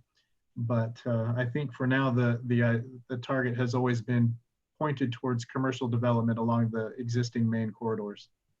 As I wonder, my mind's eye, I've always wondered what that'll look like when it's complete and it goes down in Box Elder. But right now it's a 5-lane highway up to 12th Street, and then it's just 2-lane north all the way through. So well, I live right on Harrison. Well, I live one house away from Harrison, up by the Catholic Church, and the closest commercial business to us is down on 2nd Street, which is where the gas station is at. Then going north, there's not a whole lot of commercial. There's a Catholic church there. There is a car dealership or car repair shop in North Ogden as it becomes Mountain Road and not Harrison anymore. You know where I'm talking about. Right. And I think those are the only commercial properties that I can think of that far north. So do you see, when this is complete, in your mind's eye, do you see this as it's going to be a busy road, or do you think it'll always be a rural traffic? Well, I'll tell you, my wife bought her house on Harrison 10 or 15 years ago, and she would not have bought it now. I'll just put it that way, I guess. It goes through residential areas, and there are homes that do front on Harrison, but they wish they didn't. Alicia's brother lives on Harrison, and he has to pull out into traffic. And, you know, she said when she bought it, it was this beautiful tree-lined street. There were large sycamores and all kinds of beautiful trees along there. And it has completely changed the character of the neighborhood through there. So Nate's not wrong. And I'm sorry, Nate, if you get the feeling like I'm picking on you, but you're not wrong to try to think about these things now, because if we can get out ahead of it, we're that much further ahead, and people won't be disappointed later on when they bought on a tree-lined street and it turns out to be a major thoroughfare. So, but I don't think that the city has anticipated anything other than residential up on the hill. But Bill, correct me if I'm wrong, part of the discussion when they talked about putting that skyline in was not to put commercial in there, limit the access to it, so it would allow traffic to flow through there, being with trucks and with cars, and to keep the movement of the traffic. And that was part of the discussions. Yeah, that's the philosophy, is to have as few conflict points as possible. None of the homes that we've platted in the last little bit will have entrance onto 4300 North or onto Skyline Drive as it goes through. It'll be somewhat of an access limited and restricted area.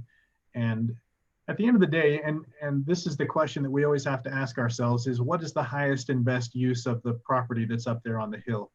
And it changes maybe as its proximity to a major thoroughfare changes as well. But if you'd like to see that in residential, then that's how it should stay. And if it could be developed as viable commercial properties, that could be considered as well. These are just questions we'll have to ask ourselves as we relook at the future land use map here in the next couple of years. Thank you. Did that answer your question, Nate? Yeah, somewhat. Is there a timeline? Yeah, for Skyline Drive, you're looking at the property acquisition phase is going on right now, and it should be, I don't even want to say 6 months. Hopefully, it should have been done by December, but things happen just the way they happen, and then we're dealing with the global pandemic and all that other stuff. So, you're looking at hopefully by the end of this year. Hopefully, depending on how much certain property owners want to fight us and other funding kinds of questions. Do you want to tell them about phase 1, about the grading going down to Highway 89, the dirt road? Yeah, so that's the piece that we're hoping we can get done sooner rather than later, and that would help alleviate with the truck traffic concerns, because it would provide, if not a paved road off the hill, at least an avenue for them to travel with their heavy trucks, which don't mind ungraded or not surfaced roads. Rather, they still have to be graded, but it would be an unsurfaced road down onto Highway 89. And we're hoping that that will go out after we get all the property in place. And based on the construction schedule, we're anticipating a couple of years for that to go in. There's quite a bit of earth that needs to be moved off of that hill. So taking care of that's going to be a lengthy process. Well, several years. Yeah. Trucks off 500. Yeah. So we've got a couple of years to think about it, Nate, I guess is what I'm saying. I just know the city to the east of us is planning a little bit faster than we are. So with the extension of Washington Boulevard up north, they're planning on dumping a lot of traffic on that soon-to-be road. Well, they will not be able to get very far until we're ready. Tell them to share their money. Then we can go faster. We need money. The problem, if we do not have ours in place, they'll be coming down 500 and 1,000 West and stuff like that. Yeah. They already are. They already are. Yeah, but it'll be worse. Hey, how many homes are going in North Ogden in the next 24 months, do you think? How many lots have they approved? I don't know. I know their project on Washington Boulevard got delayed a year. But they're planning on expanding that again, because they're dealing with such a high volume of traffic. That traffic's trying to get west to the freeway. So as soon as we have an alternative going west, even people in the valley, if they can avoid 2700 North, they're going to take that mountain road because it's going to be a quicker access to the freeway. It's just something that I know if we don't have things in place now, it's gonna bite us down the road. If we can control that development now, or how, kind of shape that, how we want to see that, it's coming. I don't know that we can stop it. He's right. The city needs to get ahead of the game and be proactive in how they want to mitigate everything and have it better planned. He's absolutely right. Well, in that area on 1700 North and North Ogden is going to be a nightmare. I think there's 400 to 500 homes between single family, multifamily, fourplexes, duplexes, and they've got the whole mix, and it's happening pretty quick. Isn't it 600 units at the Village at Prominence Point, Nate? 600 That's- units? That's one development. There's other Oh, wow. developments proposed. Wow.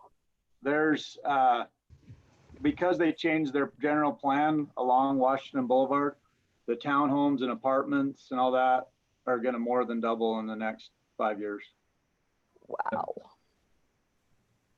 So if we're Yeah. giving citations to these big trucks, can we take that money and pay for the road? Just There would have to be a lot of citations. Bill, well, I'm how just much that saying, road cost? Oh, put it no, I towards it. It could help a little bit. We're No. all worried about money. That's one place that it can come right, I right. don't Dean's know. wife's Good idea. volunteered to do that. from. What? Dean's wife's volunteered to do that. Give citations to the trucks and then, No, she writes the checks to the police department. For the, Oh, Bill, how much upwards of a rough estimate of that road? How much did you tell me today? To build the road out to full build out with, according to its current engineering, we're looking at 35 million. It's crazy. just saying it helps. You have to start somewhere, you know? Oh, no, Ashley, you're right. I'm just saying, wow, that road is just so expensive. Yes, Pay let's for get a their jar. own road. Have them Just a pay for jar. their own road. You know, the sad thing is they've been trying to get that road in for 20 years. Isn't that a state Years road? ago, it was probably about 3 million. Oh, but it is what it is. Bill? Yeah. Is that a state road? It's not a state road, it would be a city-owned facility, but we're hoping to get federal funding for that because the city just doesn't have 35 million. Right. We can't even Bill, buy a park. is that just our portion? That's inclusive of full cost of the excavation. We're hoping that the value of the materials on the property is worth something to the excavator, such that it may offset at least in portion of that. But that's all a matter of negotiation with the excavator. We've had several companies, Staker Parsons and Butters and them, that are interested in bidding on all or some of that project as far as just the excavation piece, because they see that it has some potential value. So I think we're it's just hopeful. our portion in our city, though. It's not North Ogden too. It's just our portion. Right, just that from 4,300 or from 1,100 over off the hill. Wow. Okay. Any other communication? Could somebody quickly address either Jill or Bill? I know in A5 that they are allowed to cluster homes together. Is it on half-acre lots? And then isn't it like they get the equivalent number of homes, but they can cluster, like he could put like 3 to a group one place, 3 further up the property. Bill, can you, or Jill, could you talk about that ordinance and how the whole cluster part works? I'll let you do it, Bill. Oh, I was going to punt it over to you. No, a cluster, and it's all open for negotiation, because anytime you do a PRUD, everything is open for negotiation, and including the lot layout. So what I hate to see happen, and I saw this a lot in Morgan County, you get the dregs of the property that's not worth anything in development, and you just, whatever, like in Morgan, it was all of the hillsides, which are pretty to look at, but you can't really do anything with it except just look at it. And that has some value, but if you could get some area that's down flat and do something that you could actually use, that's so much more valuable. Unfortunately, what happens is that valuable land is also valuable for residential.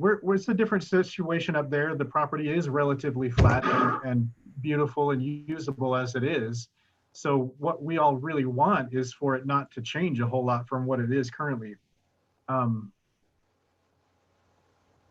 Under a PRUD, typically what you do is you take the property as a whole and you look at the number of lots that he would be entitled to under the existing zoning. So if he's got 30 acres, I'm just using round numbers, 30 acres, under an A5, he could get 6 units on that property. Well, rather than develop 6 units all the way on each on 5 acres all the way up, and the associated infrastructure costs, not only to the developer now, but to the city going forward, what they do is they, under our code, you assume that that's going to be an RE20 zoning district, and you put all of those 6 lots on half-acre lots. The remaining property would be turned into open space.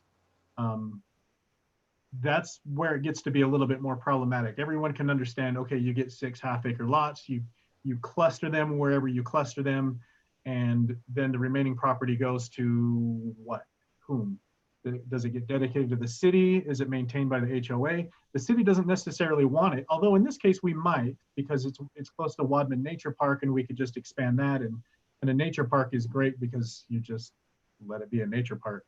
Well, in the sensitive areas too that you might want to preserve and protect. Yeah, exactly. So all of that, yes. The problem though becomes one of maintenance though. And Tyson can tell you, even the recharge areas require a lot of maintenance. He's up there, those guys are up there cutting trees down, making sure fences stay up, chasing drunks and weirdos off of the property constantly. Those guys are constantly working on these things, and they are sensitive. You have to protect them. So yeah, so in Morgan we had problems with third party, with HOA ownership of these things, third party ownership, and it just became a big mess and a nightmare because they're expensive. These open areas are expensive and no one really wants to take them on. And that's the danger with that. So again, up there, maybe not as much because we have a park that's right there and we could just grow that out and just leave it a nature kind of area. But couldn't he, if he's doing a cluster, the homes could be on half-acre lots, but they could actually be 3 or 4 acres that those individuals own, that they could have animals or individuals maintaining. You know what I mean? Yeah, except in order to get those the PRUD and the open space requirement, we really kind of want that more of a public thing because it's a benefit for the public. The public is losing something in the whole spread out area, right? We're losing the 5-acre field that we all want up there. And in return for that, we want the public to be able to access, or at least owned in joint ownership through an HOA kind of a thing, the open space that is remaining, if that makes sense. Yeah. So if we want something usable and a product that's going to be helpful and beneficial to the city, we're giving up something, we want something in return. Yeah, because another developer had taken that property and had shown how with those roads coming in, that it really could even be 5-acre lots, it was just drawn differently than what he was showing.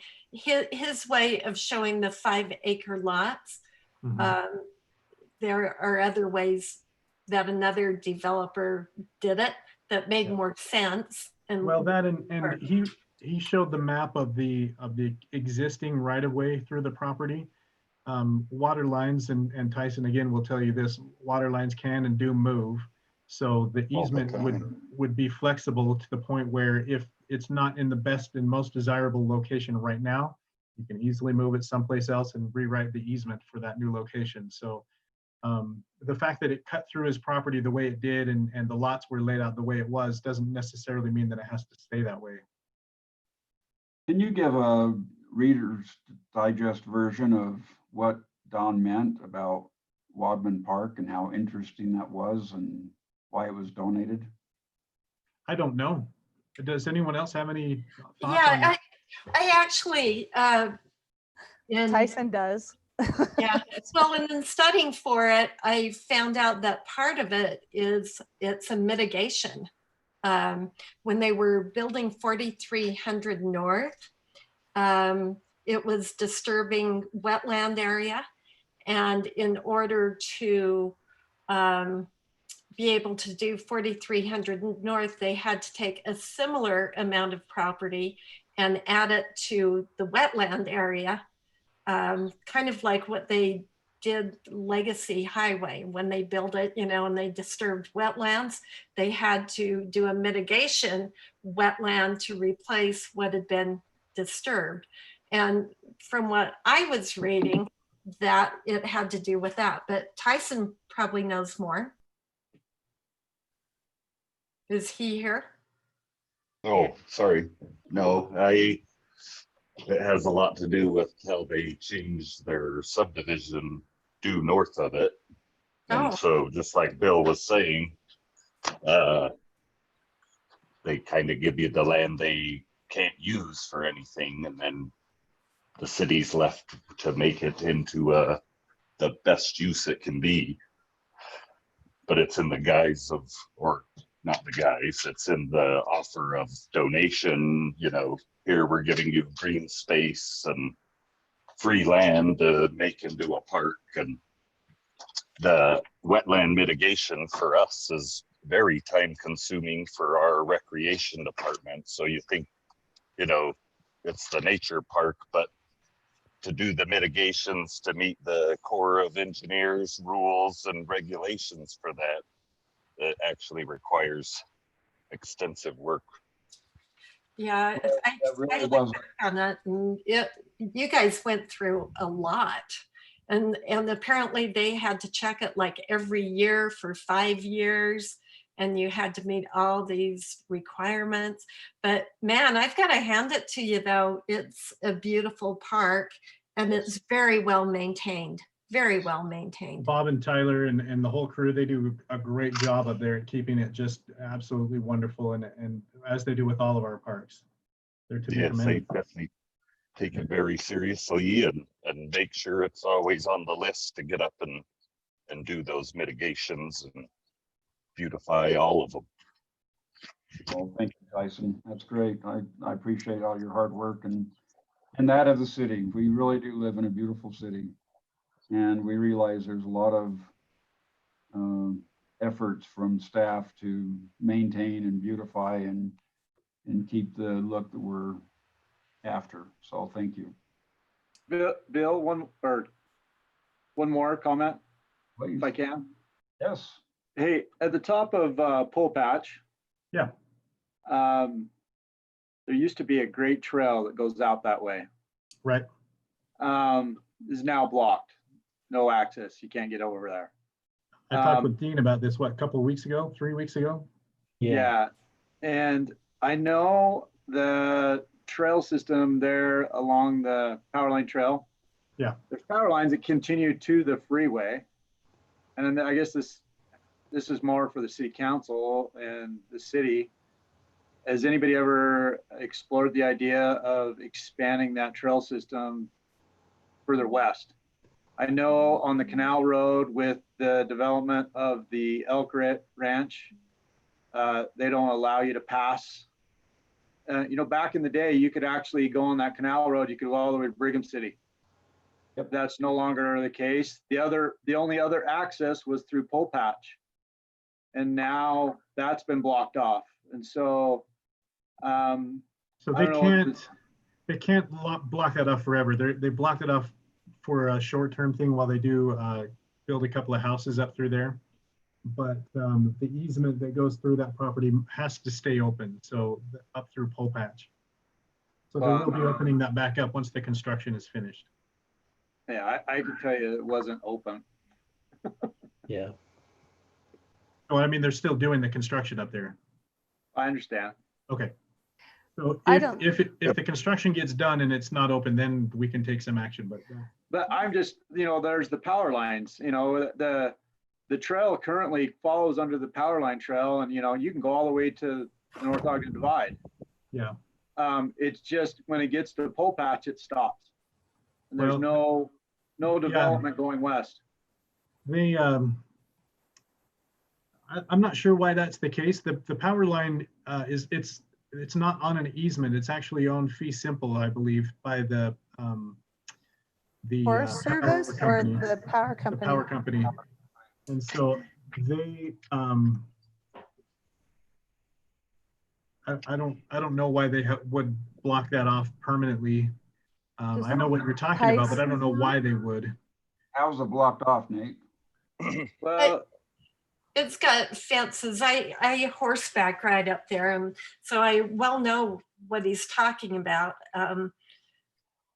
I wonder if we could petition the power company. Yeah, they've got it locked in large part, I think, because of that 4300 ranch. They use a lot of that property, and maybe, yeah, it could be because they're running cattle there. Maybe they've got an agreement with the power company that we don't know about. I don't know.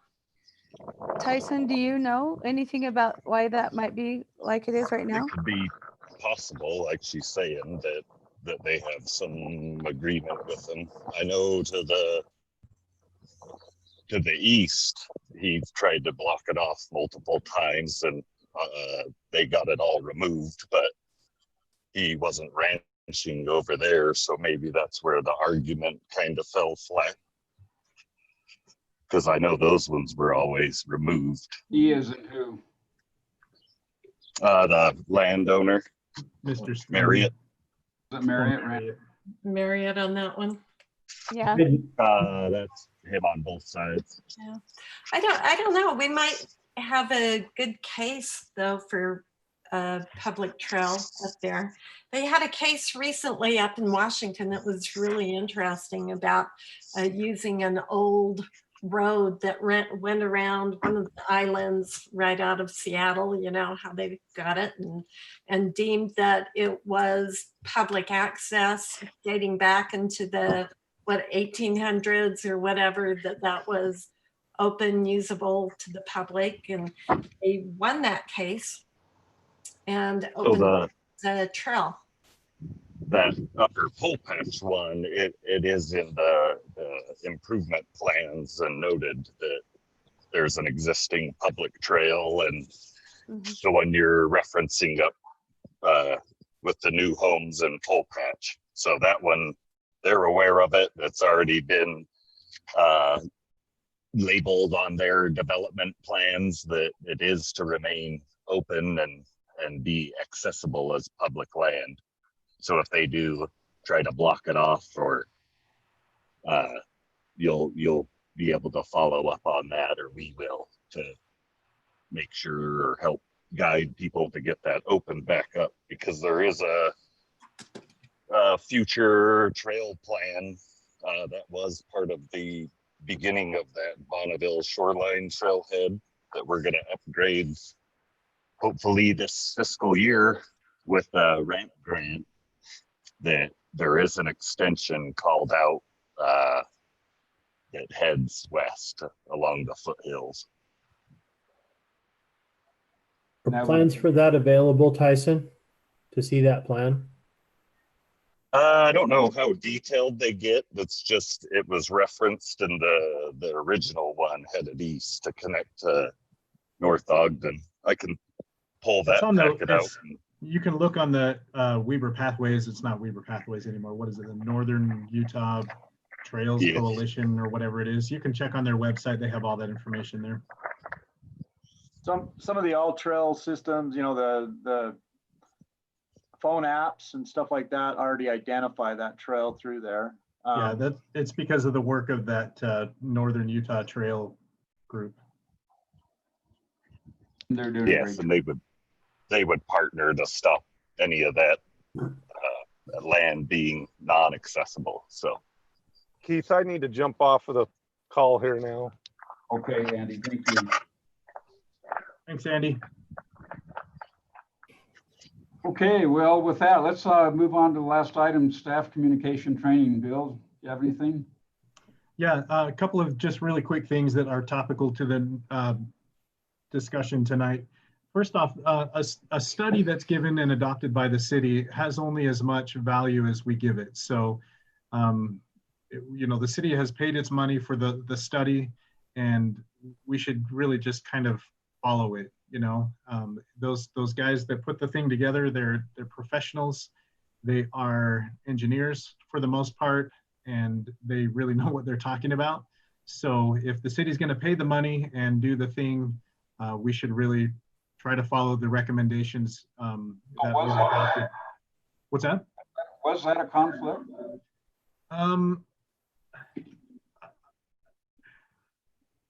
Maybe, maybe.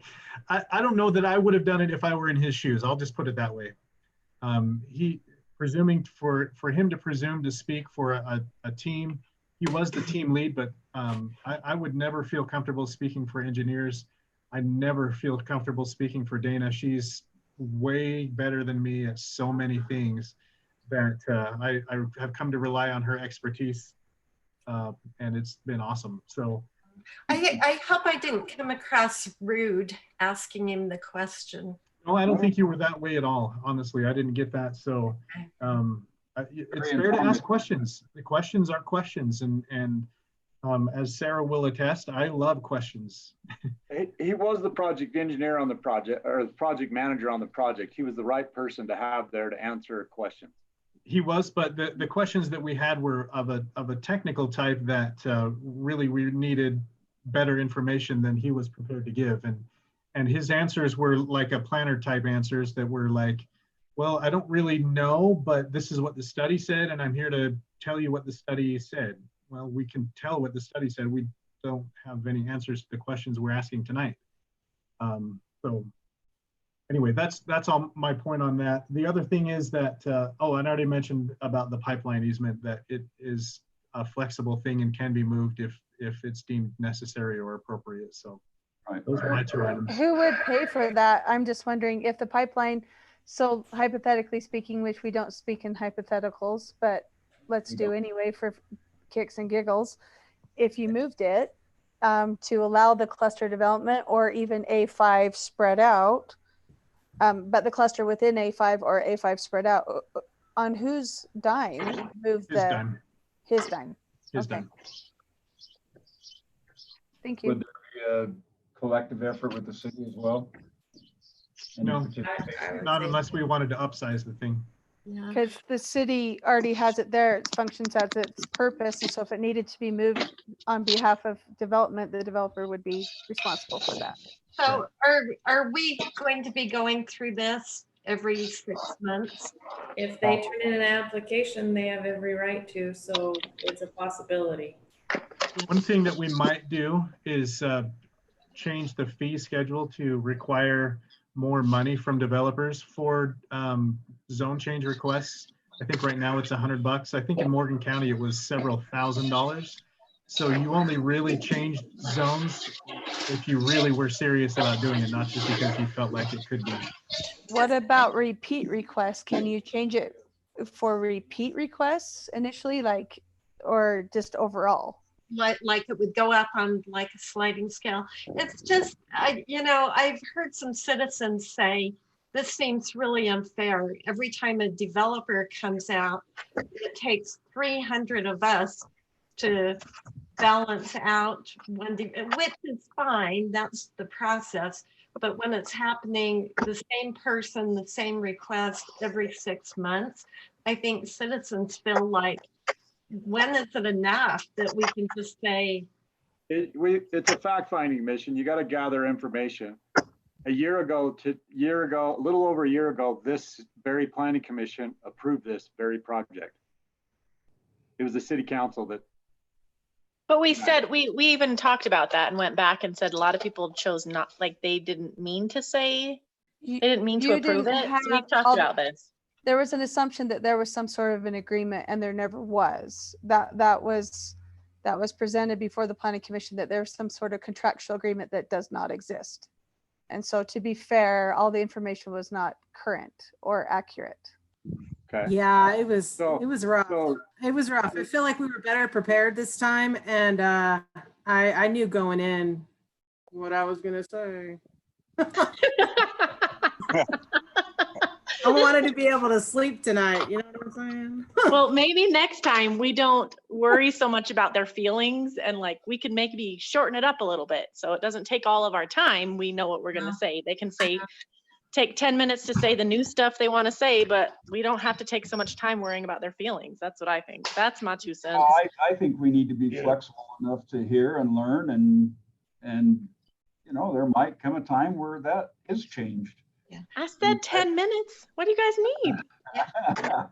You know what, the fee schedule though, maybe, I mean, if the first application was one thing, could they make the second one more, the third one more, so that maybe it discourage, I don't know, maybe that's not fair. Well, the other thing that they did in Morgan, in addition to charging a higher fee for application, was that they had a 2-year wait time after each zone change request. And so we could probably look at something like that as well. And 2 years here, 2 years might be either too long or too short. We could go 5 years or we could go a year, but I'm hearing that 6 months is definitely too short anyway. And frankly, it's pretty short for staff too. Yeah. Yeah, can you look at that and see what would be reasonable that way? Is that some direction that I'm hearing from the planning commission? Can I get a thumbs up on that? Yeah. Okay. Yeah. I'll thumbs up it. Well, it's not You an need to pay official for that action, but road. we'll bring some discussion points to you, and we're happy to do that. Okay, so it's not a state law that they have to be allowed to come every 6 months. No, That's it's local ordinance. Man, Wait, you told me it was a state law that every 6 months they have a right No. to petition. If I Somebody said that, I told was me that. mistaken. If I said Somebody that, I was told me mistaken. that. Okay, if I said that, I was mistaken, because in Morgan, in Morgan, it was every 2 years. So I'm not sure why I would have said that, because I know that in Morgan, it was every 2 years. So that's weird, but. When we look, we'll look at both state and make sure whatever we want to bring, that it will Yes. not contradict or have any issues with the state. Wherever Jill is, what she's Just saying. so you know, it's gonna be a little while, because in 2 weeks, your agenda is packed. Yeah, we're pretty full. Yeah, it was just told to me by someone that every 6 months, rezone request can be brought to Planning Commission and City Council. So. Yeah, no, if that could be changed, yeah. That would be great. It would be wonderful. Okay. Okay, anything else? Oh, can we please make sure that you guys let me know if you're gonna be able to make it to the meeting or not, because we gotta make sure we I'll have be a there. quorum. Put me down right now. I want to have my name marked on that email that Woohoo. says I have responded. There Yes, you go. right now I'm saying yes. I guess the question I'll is, be there. is there anyone that knows that for sure right now that they will not be there in 2 weeks, which would be the No. 16th? Why is it so packed? And then I'll tell you whether I'm gonna. We have a rezone for Brent Bailey, which is down on 2700. He's rezoning it from an RA20 to a commercial. It's a CP2. We have a lot line adjustment. We have an attached accessory apartment. We have a conditional use, and we have Carson's Harris Hills Phase 3. So in other words, it's packed. Sounds like fun, Julie. You don't want to miss it. Yeah, after hearing that, I bet I could be out of town. No, I'm Hey, if I'm there, Julie, you need to be there. Hey, Keith, can I give a quick thank you about Founders Day, our modified Founders Day? Yes. I wanted to thank you. How quick? Really quick, thank you for everybody who participated. The Goose Chase was wicked fun, and the porch parade was awesome. Movie in the park went well with all our health department guidelines. Our modified Founders Day fireworks, I thought those rocked, right? They were huge. And the radio. So I think that a lot of the ideas that we implemented this year might carry over next year with some of our weekly activities and even our modified Founders Day fireworks. Modified fireworks. Why do I have to say Founders Day? It's just too many. I've never seen a big fireworks show. And with the wind blowing and It almost didn't happen. Seriously, it was like 9:49 and I'm on the phone with the fire marshal and with the fireworks guy. They're like, we're going now. I'm like, wait, 10 more minutes, please. No, we're going now or we don't get it. Okay, let's go. that was good. So- I'm glad, because I looked at the weather and I didn't think there was a chance. That's why, but it turned out great. And thank you all for your support. And I think that it turned out really well. So thank you. Thank you. Okay. Meeting adjourned. Thank you. Thanks, everybody. All You right. guys are awesome. You did a Good great night. job. It was good to see you this time. Like your hair, Ashley. That's awesome. I've been out at Willard Bay all day. Thanks. Sorry, I had to water my garden. So I'm sorry that I switched. No, you're good. Well, you're for our getting good at this discussion. Zoom stuff. Bye. Okay. Good night.